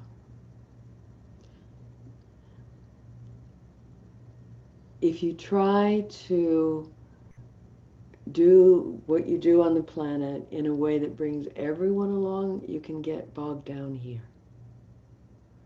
If you support the efforts by these to support these people, then more and more people can choose this more rarefied reality. So it's not abandoning, it's like, well, people need to do that, okay, but I want to support everyone who's ready to evolve. It's like opening the opening the doors and turning on the elevators and being a part of the evolutionary life force that gives people these options without having to change everyone on the planet, because that can bog you down. And if the earth creates two different worlds, that's her plan. It's part of the plan. Not sure that's responsive to your question. Does it seem to be? It's a lot to ponder. You know, I do have a part of me that is, yeah, that yearns for social justice and racial justice and changing things for those who are being oppressed on the planet. And there's so much consciousness that wants to keep that oppression in place. And I often wonder, it certainly feels better in my body to not get down on the ground as a guerrilla, as a fighter in that war. Mm-hmm. But I often feel like I'm exercising my white privilege and spiritual bypassing if I don't attend to those things and try to influence at that level. Influence is the word. Yeah. All the prayers that Evelina offered up this week influenced the outcome, influenced a cessation of violence that could have happened that won't happen. So you influence it without joining it, you see.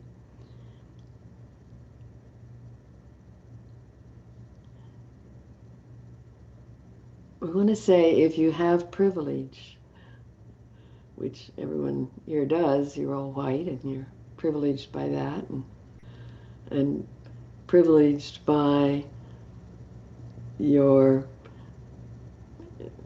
through your education. Shouldn't say you're all white. Pardon me. That wasn't quite accurate. You're all you're all in your heart and in your work. That's a privilege. You want to hold that from that place of being resourced, that you can, through your prayer, through your whatever you offer into the world, you can influence those who need it and influence the society to be more inclusive, to be compassionate and kind to all people. But in this framework of the two parallel realities, what you're doing is influencing this reality in getting stronger and more populous. So there's less and less of this. If you try to change all of this, it isn't meant to be. Not now.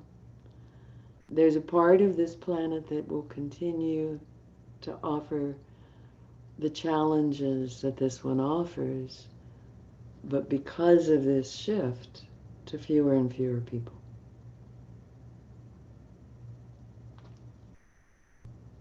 And a lot of those who leave in these mass exoduses, they're going to come back to this one, not this one.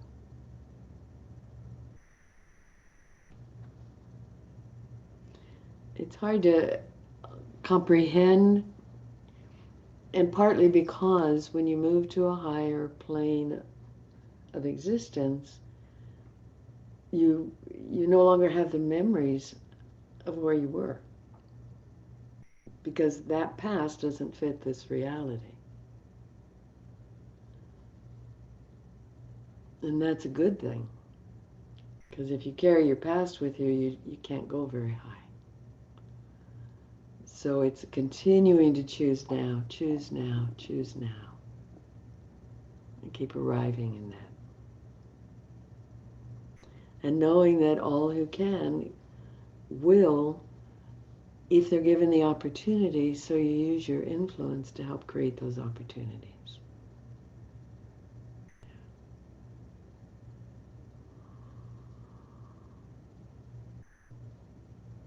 Any other questions for the council?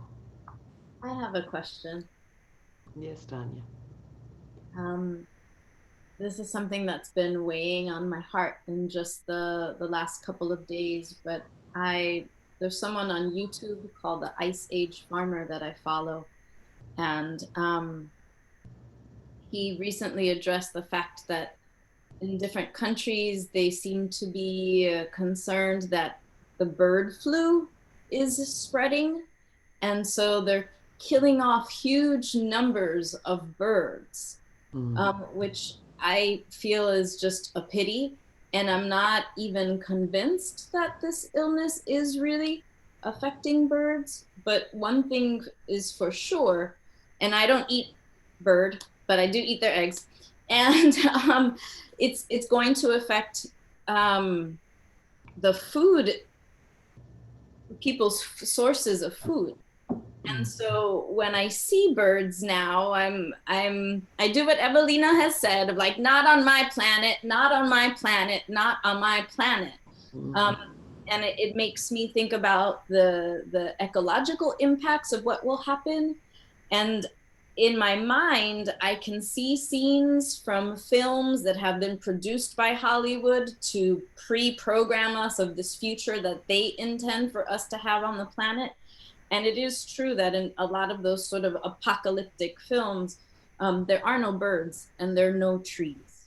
Mm. So even though I say not on my planet, uh, I want some more guidance to keep the flora and fauna that's so precious on this planet on the planet. Mm. Excellent. Our suspicion is that those who would kill the birds are just feeling so helpless to do anything about COVID that it's at least something they can do. And we want to invite, through your prayer, invite them to wake up to their own internal power to do something about who they are, that they dissolve the need to destroy. And call on the nature realms, call on the fairy kingdoms, call on the devas of birds and the Devi kingdom to protect all bird species and to awaken people to the folly of this action.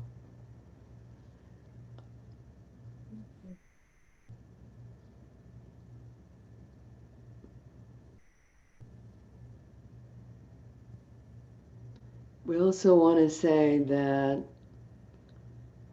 and call on Mother Nature. We're hearing her say, call on me, call on Mother Nature to set things right. And nature recovers. It recovers. So this is not those apocalyptic movies. And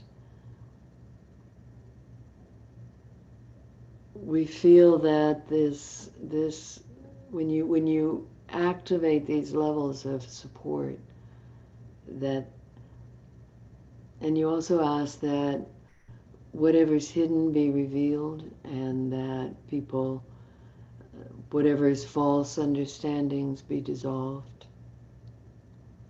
so that people can awaken to the need to sustain Earth, sustain these species.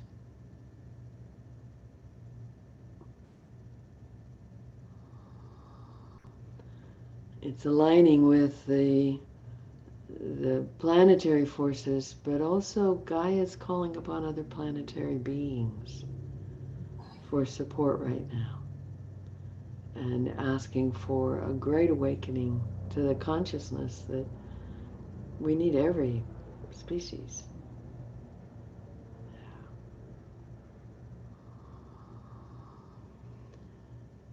And part of why we're sharing some of this today is that it's so important not to join that hopelessness.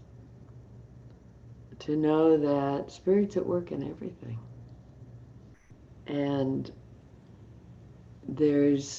everything gets used for higher purpose.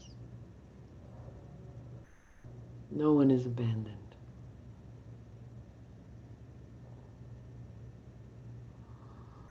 Interesting times, eh? Yeah.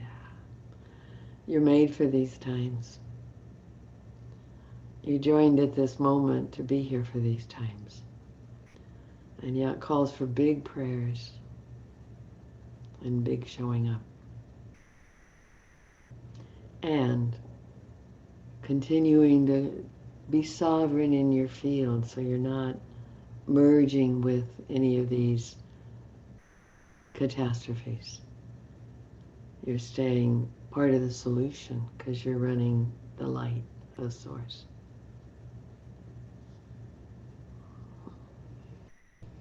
So, dear ones, would you like to have some opportunity to practice a bit of channeling? Okay. So, tuning in, feeling again your grounding, that core of light through you, your connection to source. And one of you will feel a calling to ask a question, and then seeing who feels called to respond. The more you feel yourself in that column that connects you to the heart of your being, to your quantum nature, and to the heart of Earth, the heart of your heart, the easier it is to allow Spirit to speak through you. So who has a question for us?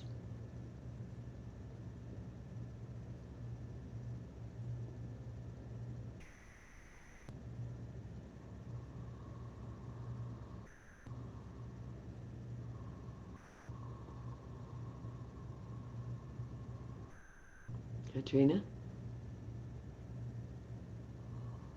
Wondering if there's any guidance for me for how to Can you come a little closer to the, yeah.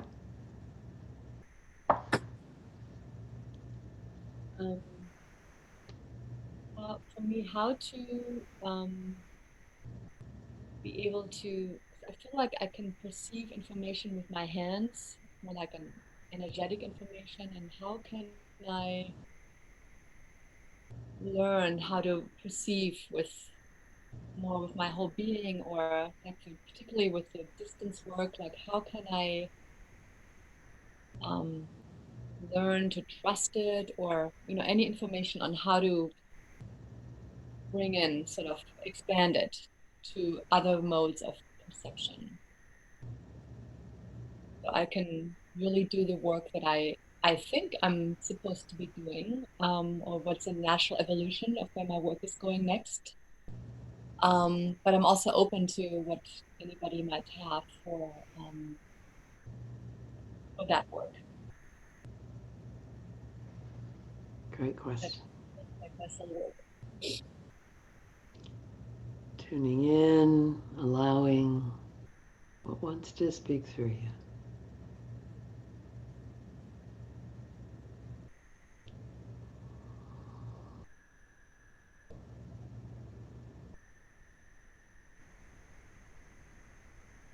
Hannah?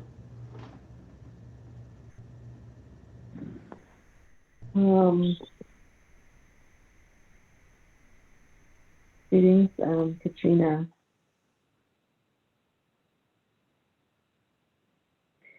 Um, really hear your heart yearning to be of service. And we want to tell you that there is so much around you and available to you as support and help to respond to that yearning that is in your heart. And we invite you now to take these beautiful hands and place them on your heart. And tune in to your own being and your own higher self and your guide.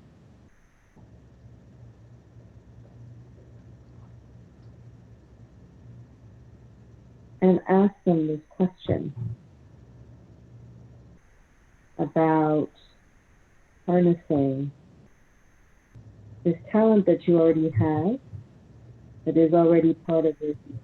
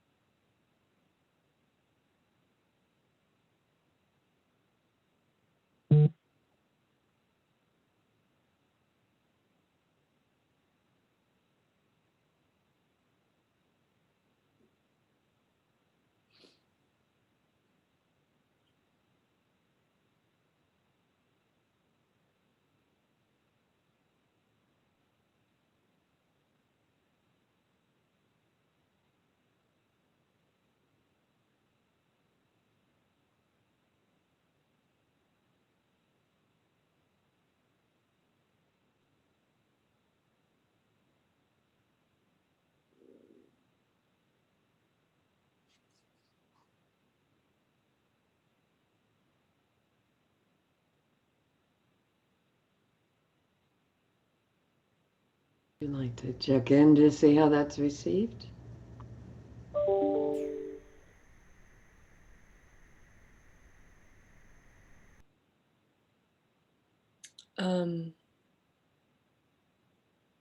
Yeah, I mean, I just kind of felt that the sense that I already have a lot of what I'm looking for. Like I just got that, like I had this like that there's a lot of sensitivity and purity and beauty, and to be able to just really trust it and trust the power of prayer.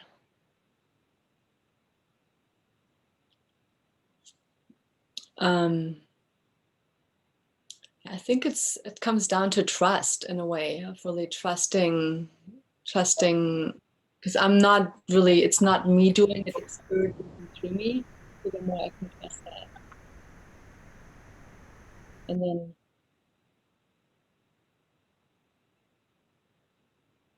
see, I mean, I'm getting it sort of as a feeling. I don't really hear the information like the way I think maybe you are hearing information. So it's like how to trust how I get information.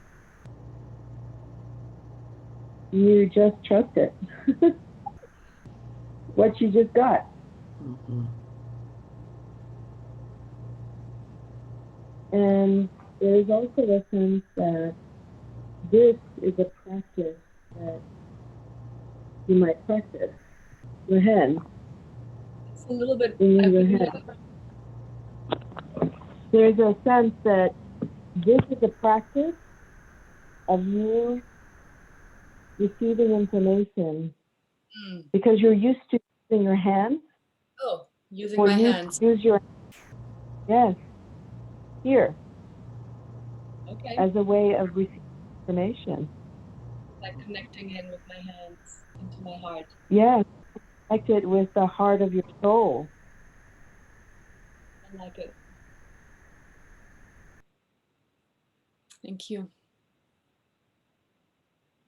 This is a very powerful version of channeling in that you directed her back, or spirit directed her back to her own resources. And so rather, you could have told her it's about trust, but it's more like you let her be shown. Beautiful. And Lou, did you? Yeah. I'm really moved right now. There's something, it's just, I think the part of me that has a hard time trusting, I feel like it's just sort of chipping away at that, and feeling like I guess I can't trust, and it's kind of right here. Mm-hmm. Mm-hmm. Thank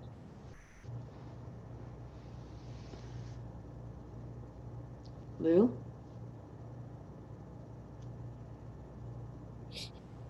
Yeah. We are wondering if you have any awarenesses about what makes you, what helps you when you feel more of a feeling of abundance versus a feeling of scarcity. When you feel more like I am enough, it's all here, just let it flow, versus I'm not enough, I have to figure it out. Mm-hmm.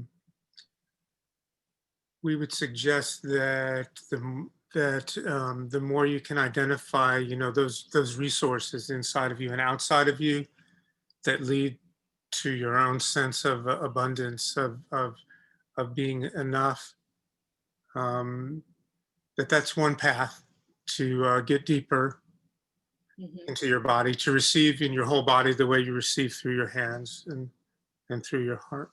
Mm-hmm. Mm-hmm.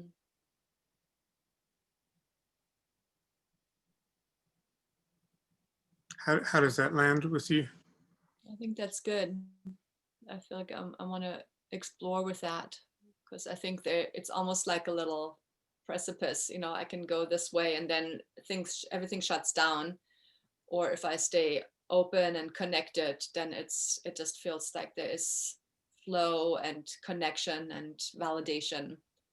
And it's almost like, can I which way do I go, and do I not let myself get distracted?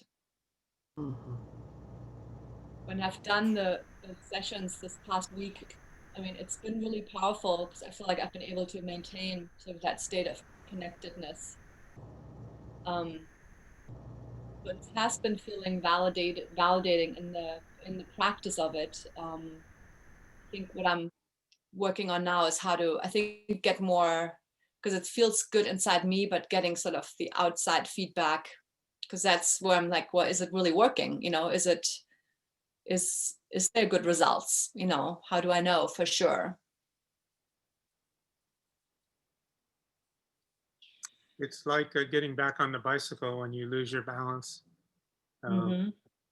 And can you let it be okay when you do lose your balance, and move back into the balance and the light? Yeah. Yes. That's good. Thank you. Good. Anyone else? Rhea? Hi, Katrina. I had a couple of things come through as you were initially speaking. And then as this has continued, what's here is I can feel what a master you are. And I can feel the power in your hands.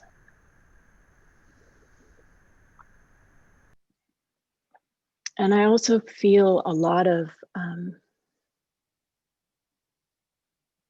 almost mental identity with your hands. And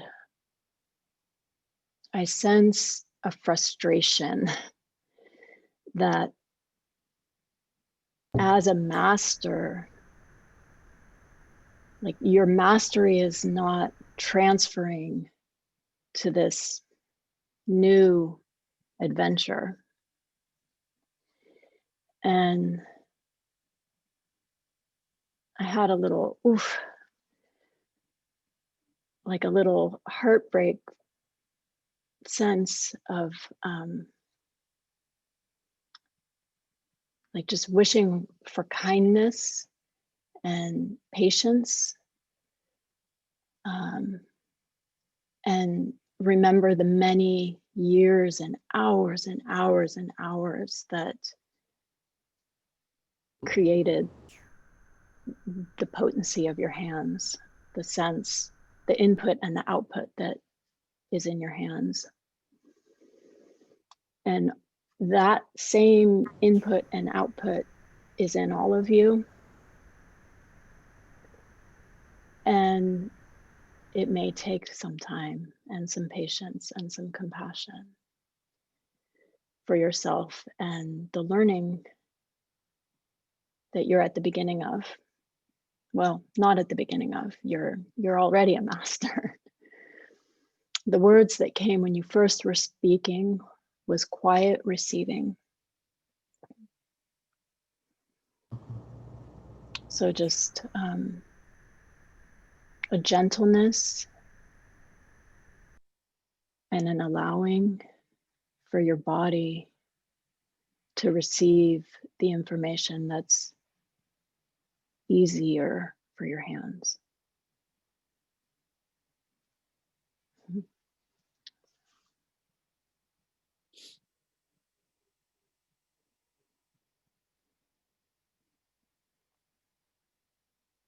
Thank you. Yeah. Very beautiful. Mm.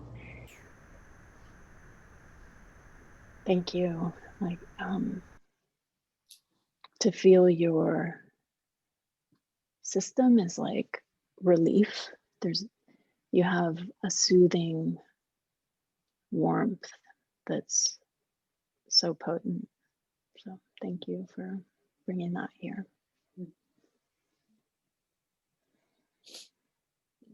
Mm. Well done. Felt very heart-centered. Just allowing your heart to be the vessel. Mm. Beautiful. Obviously touch something.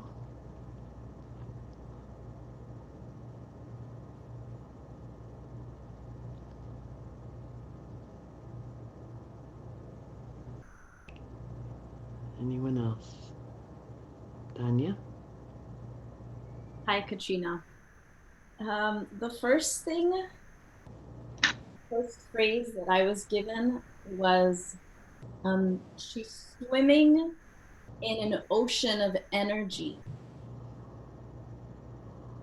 And that image stayed with me for a long time. And then I asked for more clarification.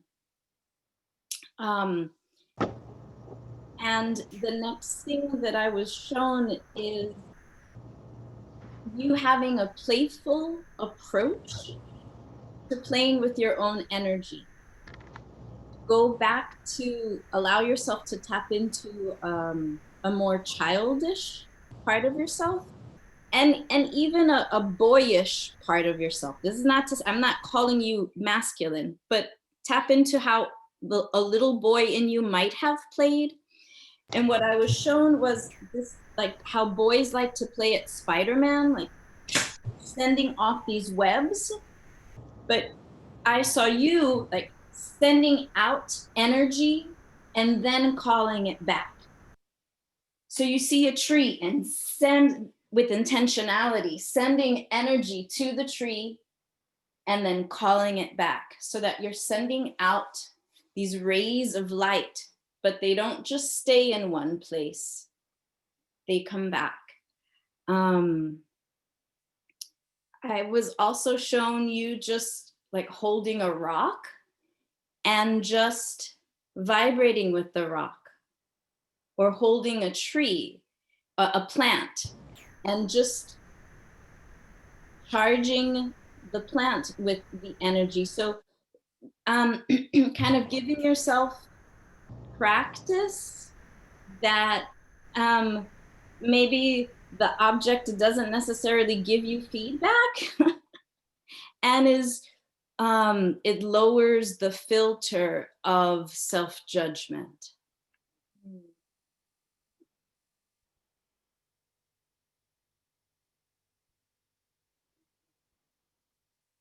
Thank you.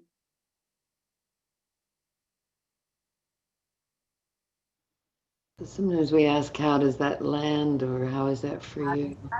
Just for feedback. I think that those are beautiful things I will play with. I like the playful aspect, you know. I think the putting it out, calling it back, you know, just playing with the whole field of it in a really more easy way, just to be more comfortable with it all. And you know, looking for my own feedback too, and I think getting like how it feels to me rather than feeling like I need to get confirmation from the, you know. I think that will be helpful. I want it to be helpful, and I want to do good and really help create the most positive effect possible for somebody's soul or their body. But you know, maybe letting go a little bit of the outcome as I'm practicing. And I know I will only practice with highest intent and gentleness. But I think playful is good. Thank you. Great. There was a point in your sharing, Danya, that I just really felt you accessing something really vast. Yeah, great.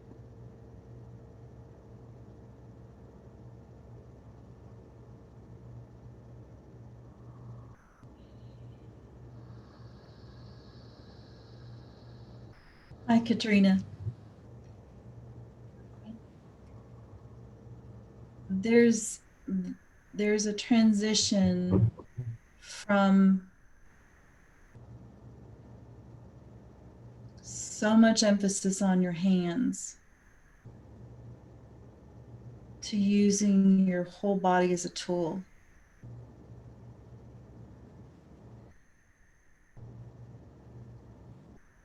And there is some self-preservation in this.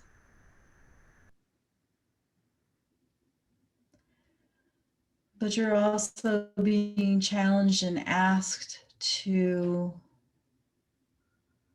examine what's guarding your heart in this tool so that it feels safe. I got visions of you working with energy balls, like a circle where they you pass it up one arm and go down another arm, of working and feeling that connection with sending and receiving, but also in such a way that you feel safe. So in a sense where there's that loss and grief of what you were doing, that this is a whole new level and evolution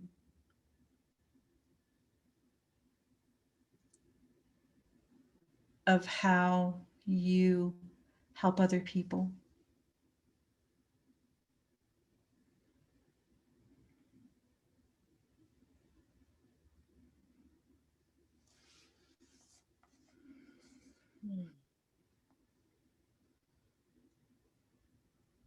You mean like loss and grief around how I used to work? Like that it's moving to a new level? Mm-hmm.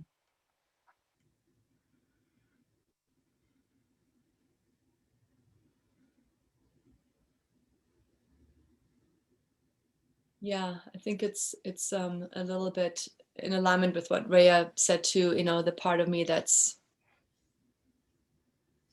like hard, like learning to just trusting that I can be new at something or I can be a beginner and it's gonna develop and show me as I practice.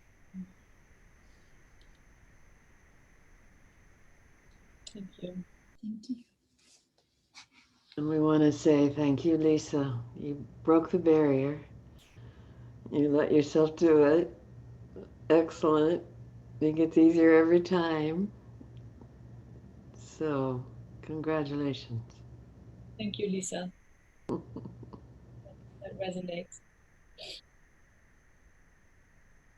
Lou? Yeah, what Lisa brought up is resonating also as a sense, Katrina, that there's a new intimacy with working with your heart and other parts of your body. That the hands are very connected to the heart, but they're also kept at a little distance, maybe a little comfortable distance, and that to come fully into your heart and the rest of your body is to open up to whatever else is you're carrying there. Yes. Yes, thank you. Mm, good. Yeah, it's really Good. working more with my whole being, and it feels like working from a place of consciousness. Mhm. And I'm playing with like the focus and then the kind of the then you know with the mind, and then just as I'm working, um, and then releasing the focus, you know, just to kind of some yeah that's but you know moving it out from my hands more into my heart that feels in my whole being really. Beautiful. Thank you. Good work, Cal. Yeah, that was a beautiful addition there. Lovely. So let's let's take one more question, then we'll do our commitment piece. So who else has a question they'd like to ask? And thank you, Katrina. Thank you, everybody.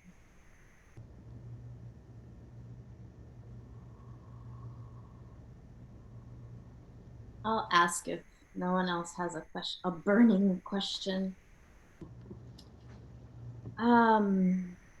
There's an ancestor that I have whose spiritual practices are not ones that I was raised with in the house. And so I've just had to learn on my own as an adult his ways because he expects attention. And I don't know much about this part of the family. So I would just like some more information, whatever comes through about these forgotten ones in my bloodline.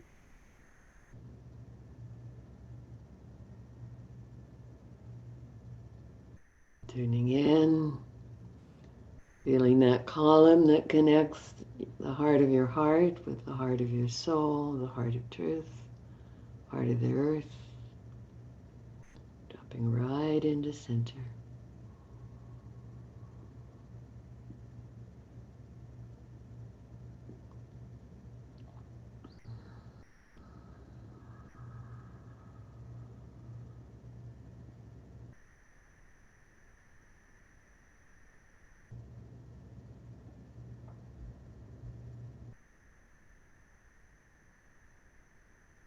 Hannah?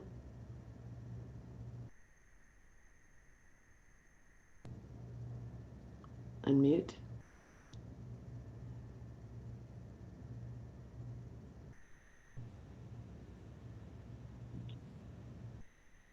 Greetings, Vanya. Um,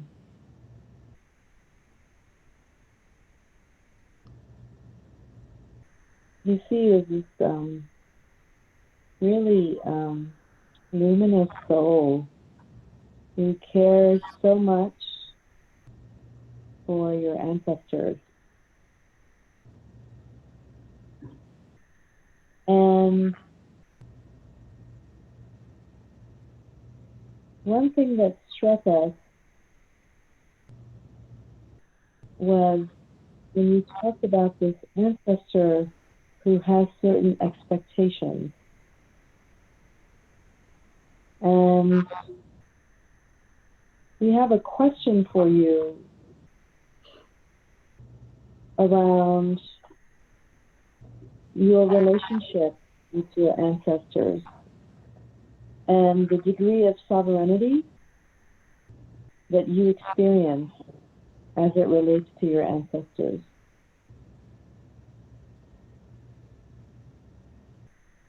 So, would you share what your relationship is as it relates to your own sovereignty as a divine expression?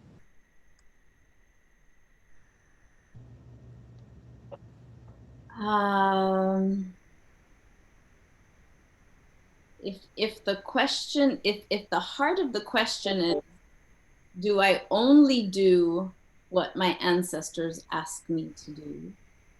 I think I do what I need to do when it works for all of us. But this one in particular, when I was on vacation, taking a nap, literally from the spirit world, nudged me and says, "Hey, where's my food?" And so it wasn't, I don't find caring for them to be a burden. It is my joy and it is my pleasure. It's being in the kitchen cooking for them their favorite foods gives me a chance to, I feel like there's some magic that happens in that. And I like that. But this one in particular, again, because I discovered him as an adult, it's not like he was the known grandmother or grandfather or aunt, or it's someone from some generations ago that has been forgotten. Like, people have just completely forgotten that this is a part of who we are. And so that's where my curiosity is, that I'm trying my best to provide for you in the way that you have known. And I know that you give me flexibility because I can't be held accountable for that which I didn't learn as a child. But there's a magic there with this one in particular. And that's why I chose him, for information to come from him. And I happen to be in the part of the world that's not so far from where he was from. So in a sense, it's sort of like, are y'all pushing me to go back home? Is that why I'm in France?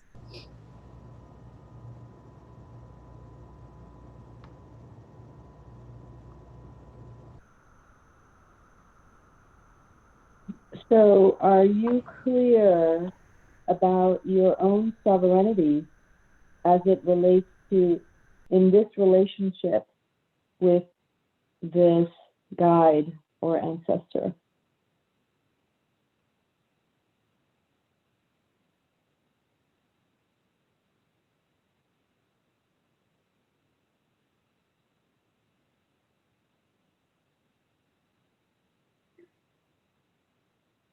I feel like I want to say yes because I don't feel like I'm not sovereign. Okay.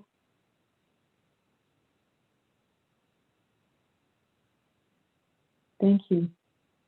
That's what wanted to come through me. Okay. And Rhea had her hand up. And then Lou. Danya, I think this will be quick. I heard this very low vibrating tone and simply see with new eyes. Thank you. There was this, like behind that was you're interpreting the messages through what you know, and you need new eyes to receive. Thank you. I don't know what that is. Thanks. Lou?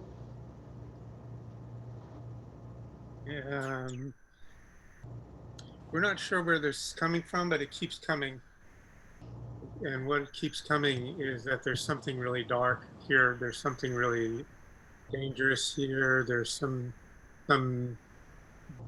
deep unresolved conflict that, if not seen with new eyes, if not addressed, will do things in less than positive ways under the surface.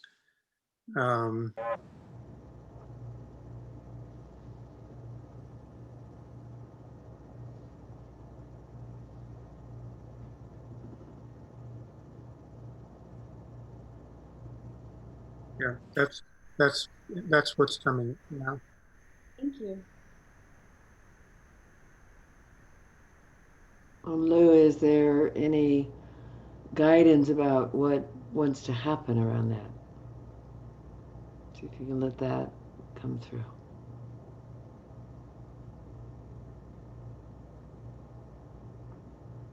Yeah, there was a thread, and then I lost it. Oh, I hear,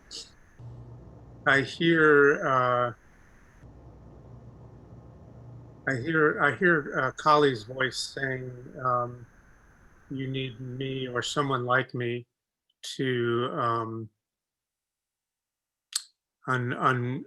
unravel and to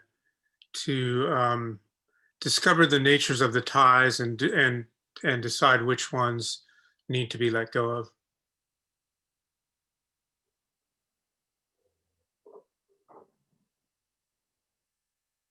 Does that resonate with anything?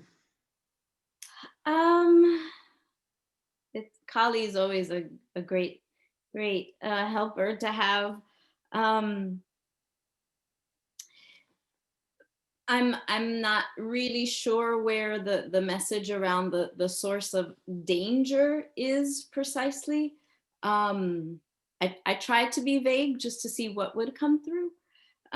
But we are talking about a Sephardic Jewish man who was probably what you're picking up on could possibly be the Inquisition and the family being forced out of Spain when the Spanish crown decided either you become Catholic or get on out.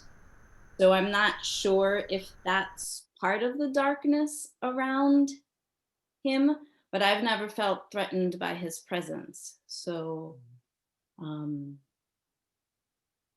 That's interesting. Yeah, but being Jewish, having gotten in touch with my own Jewish ancestors, and I is this sense of in most of my male ancestors of this deep strain of dark, brooding presence that that has been very useful to like getting through a lot of trauma through the generations, and is, I don't know, quote unquote dangerous to me now. If I'm not able to release it, then I end up uh, um, uh, in that darkness.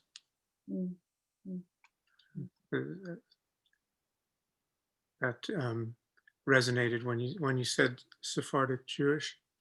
Mhm. Mhm.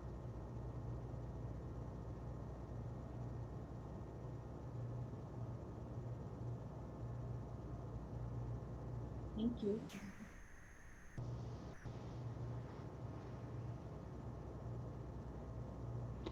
So we want to say this is always a challenging thing to bring through information that might be like a warning. So the second part of what you shared then offers more of what to do with that warning. And it's valuable to tune in again and go, okay, but what do we suggest she do, or what's needed here? Yeah. Can I add one more thing? Mhm. When you asked that question to Guide Lou, and what came to me, Danya, was like it was a hand gesture of like receiving light, your hand open and up, and your heart like in alignment, and this hand like that. And there was this feeling of still open and in love, and like a lot of power from your core. Thank you. Brianna? Yeah, I don't think this is guided. I don't think this is channeled, but how would I know? I don't know. I'm but what was coming for me was because I did a whole 45-day session with my Jewish ancestors that perished in Poland, and I had been carrying the burden of that dark energy. And there was each day what I was asked to bring was my voice and my body and my movement, and to be guided through the healing that needed to happen each day. And it was different each day for 45 days, and it did release them. Mm. And what came even before that warning thing came up was, you know how in relationships, like, we can't always say to somebody else, this is how I want you to love me, if that's not where they're at. Like, we have to accept love in the form that's natural to them. Mm. I think that's true with our ancestors too. And so what I saw was you offering the gifts that you actually naturally are blessed with and have for song and dance and whatever the ways you have of blessing, and offering that with your full heart, um, and asking him if he's willing to receive love in the forms that feel best to you. Mm. Mm. And at the same time, saying that if there is something in particular that would float his boat, that he should tell you what that is and how to do it. And that you'll be happy to if it's in your repertoire to do and not harmful to you. But otherwise, it's kind of like when we're with somebody in a relationship and we're supposed to read their mind and not really know like how to please them, but kind of feel this burden to do it. And I think it's the same with the ancestors. So I have no idea. I don't have any idea if any of that was guided, but that's what was coming from me. That hits home. That definitely hits home. Thank you. You can also be guided to say what you know. You know, if there's an impetus of this just wants to get said, that's another version of guidance. Thank you. Hmm. I'll also just add that in the middle of that 45 days, when they had actually gotten through me what they needed, they turned around and healed me. Mm. Mm. And being able to be the agents of healing for one of their descendants was really powerful to people that felt like victims and who were helpless Wow. Yeah. to helpless to save their own spouses and children and relatives, like they were completely helpless. So being in a position to help me healed them also. Beautiful. Healing goes both directions. The family constellation work is so beautiful for healing back through the generations and just giving this pain back all the way back to the luminous ones. And then that heals the generations that follow. Yay. So, does this feel complete? Yes, thank you. Thank you, Danya. I really appreciate the palpable presence of the ancestors when you're bringing that up. Thank you.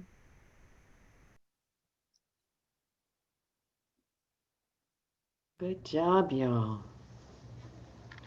Lots of resources you're offering each other. It's beautiful. We could go on for a couple more hours and know it would be rich. However,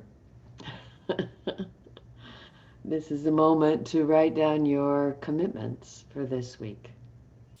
So if you'll just bring your energy back to your heart and to yourself, and what would you like to write as 3 to 5 commitments for this week?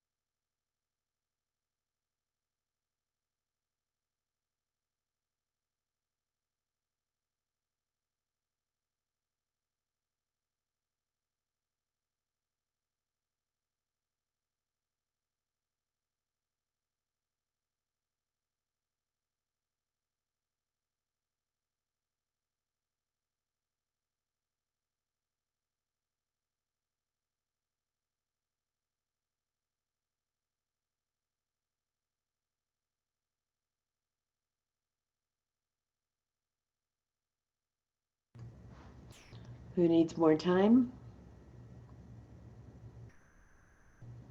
Okay. So let's share these. We'll do the same order. Danya? Okay. I need to get new glasses. For those of you who were on the call on Sunday, you saw me looking like Mr. Magoo. Um, I practice my meditation every day. I gotta make the YouTube video and practice channeling with folks in the group. Beautiful. So may we? Empowerment, love, breathe it in.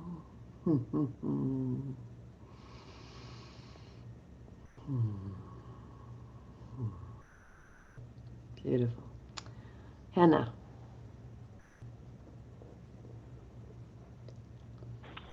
Okay. Continue to channel the written word every day with my guides. Notice the flow and my ability to manifest. That's already happening. Just notice it more. And then dance, play, and experience pleasure. Beautiful. That's it. Ready? Sending love and empowerment.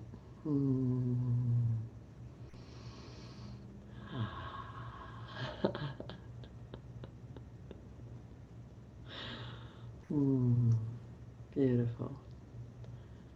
Rhea. I just sort of started writing, and what came was transform my consciousness. Ta-da! Easy. And it also came first aid to the earth, starting with my womb body. I think I'll just sit with that one a little bit more. And then I had such a profound experience with this movement. And so I want to move my body in the rhythm of the universe, not pre-configured patterns. Beautiful. Can I show a drawing? Sure. It was a commitment from a while back, and I drew this. Can you see? So that's sort of a follow through of a commitment from previous. Beautiful. If you'll pin her video, you'll be able to see it better. Oops, sorry. Yeah. Beautiful. Thank you. Rhea, it's like a Sufi dancing the dance of the universe. Well, it came through. Anyway, there's a story we don't have time for here, but There's a whirling dervish there somewhere. Yeah. You ready? I'm ready. Love and empowerment. Breathe it in.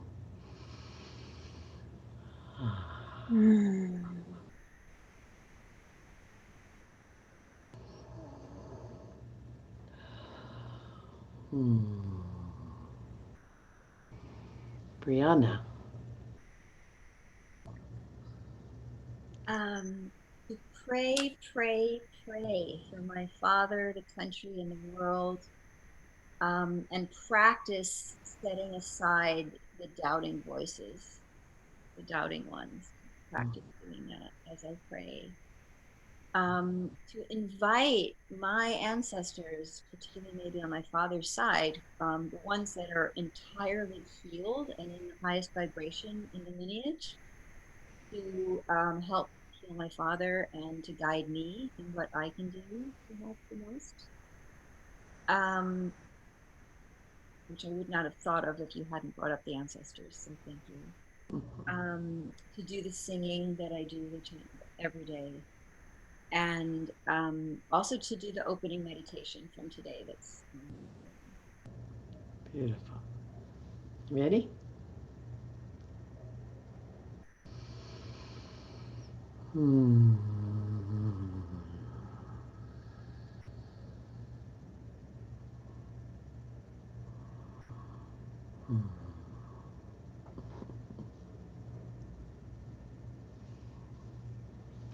Beautiful. Lisa.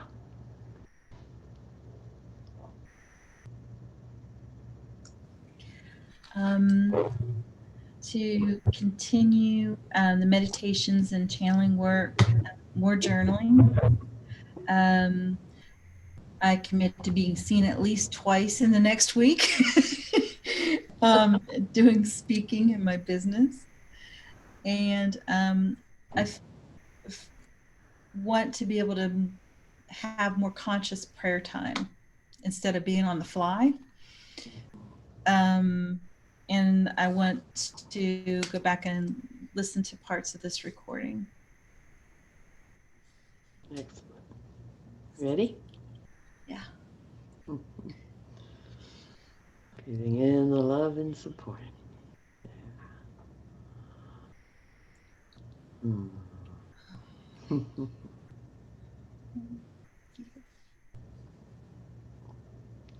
Lou. My commitments are to bring more spiritual awareness and presence while I'm at work, which I'm going to be a fair amount the next few weeks. Next one is receiving and giving, love and play. Receiving and giving. Continue the consciousness practices I've been doing, and also to do more practice channeling, and since a general invitation, if anybody wants to practice with me, hasn't yielded anything, I'm going to have to get more specific with y'all. All right. So, you ready? Hmm.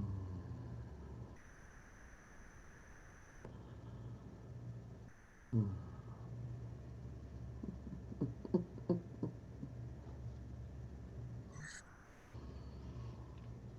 So does anyone want to say they're available for that invitation? I am available for that invitation. And Hannah, you and I have to reschedule our session too. So Katrina. My commitments are to do my meditation every day and then add some playful energy practice with it. To do at least 2 distance healing sessions, practicing what I'm working on. To do some clearing and authentic movement and dance every day, even if it's just short, but to make sure I do some every day. And practice an open mind and heart and self-acceptance around learning and deepening my skills. Ready? Yes. Hmm.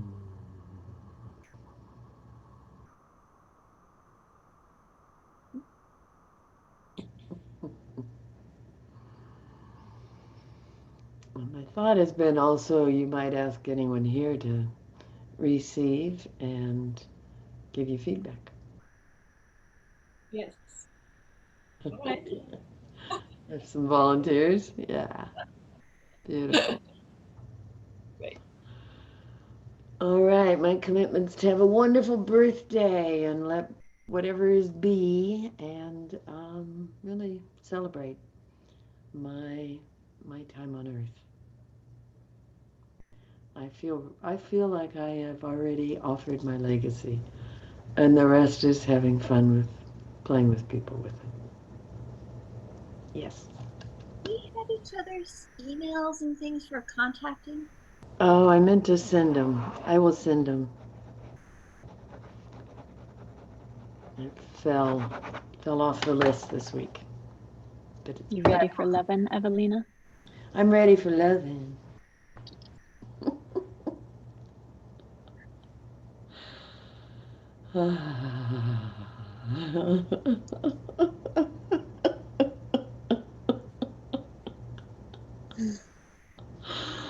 Oh, thank you. This group is such a bright spot in an already wonderful world. You just bring so much to me and each other. Thank you so much. I appreciate it. Evelina, my guides want to say that you are a blessing to the planet. Mm, Your presence is a blessing to all of us. Thank you. Yeah, thank you. Yes, and Evelina, the bringing together is a very, very precious power that you have. Mm, thank you. Thank you. So I will be beginning my sitting with the divine events on Thursday the 28th, 12 to 2 Eastern. And you got an email about it. You can sign up there. It's less if you do a monthly membership. And please share it with people who you feel would be wonderful members of this community. Because we're growing a very conscious community, which feels really good. So let's take a moment and thank the Council of 12. Thank you so much. Thank you, radiant beings and guides. We love you. We bless you. We offer our prayers for your empowerment to really shift this species to higher consciousness. And we ask you continue to guide and bless each of us that our highest destinies evolve with miracles of grace and ease and elegance. And may the realms of light bless this earth with so much love and peace that it just soaks into every being. And that all beings, especially all children, feel the divinity within and operate from love. Blessed be. Thank you. So let's take our last, well, we'll add one moment to do Ah and Om. Okay? Ah in the heart and then Om up through the crown. Helps you really evolve back to you. So full breath in and out. Ah. Full breath in.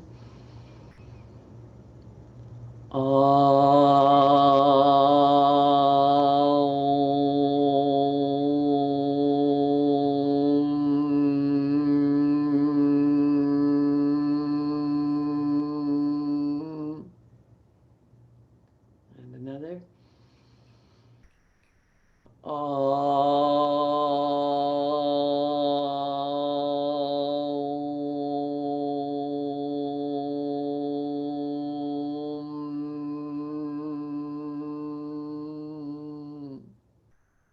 And one more, and really feel you all the way back in your body.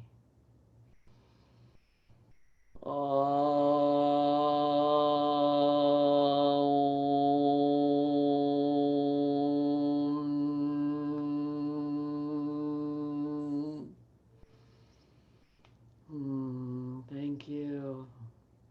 Bless you. And mute if you wish to say goodbye. Thank you so much. Thank you, everyone. Happy Hi, birthday, thank Evelina. Happy you. birthday, Rhea. Happy Thank birthday, Ray and you. Evelina. Thanks, everybody. Thank you. Thank you. Happy birthday, both of you. Happy birthday. Thank you. Birthday, Rhea.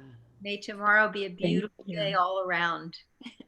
Happy birthday, Evelina. Thank you for this amazing place to gather. You're welcome. It's a gift to us all. Beautiful, beautiful group. Thank you. Love you, Evelina. Happy birthday. Bye. Bye, everyone.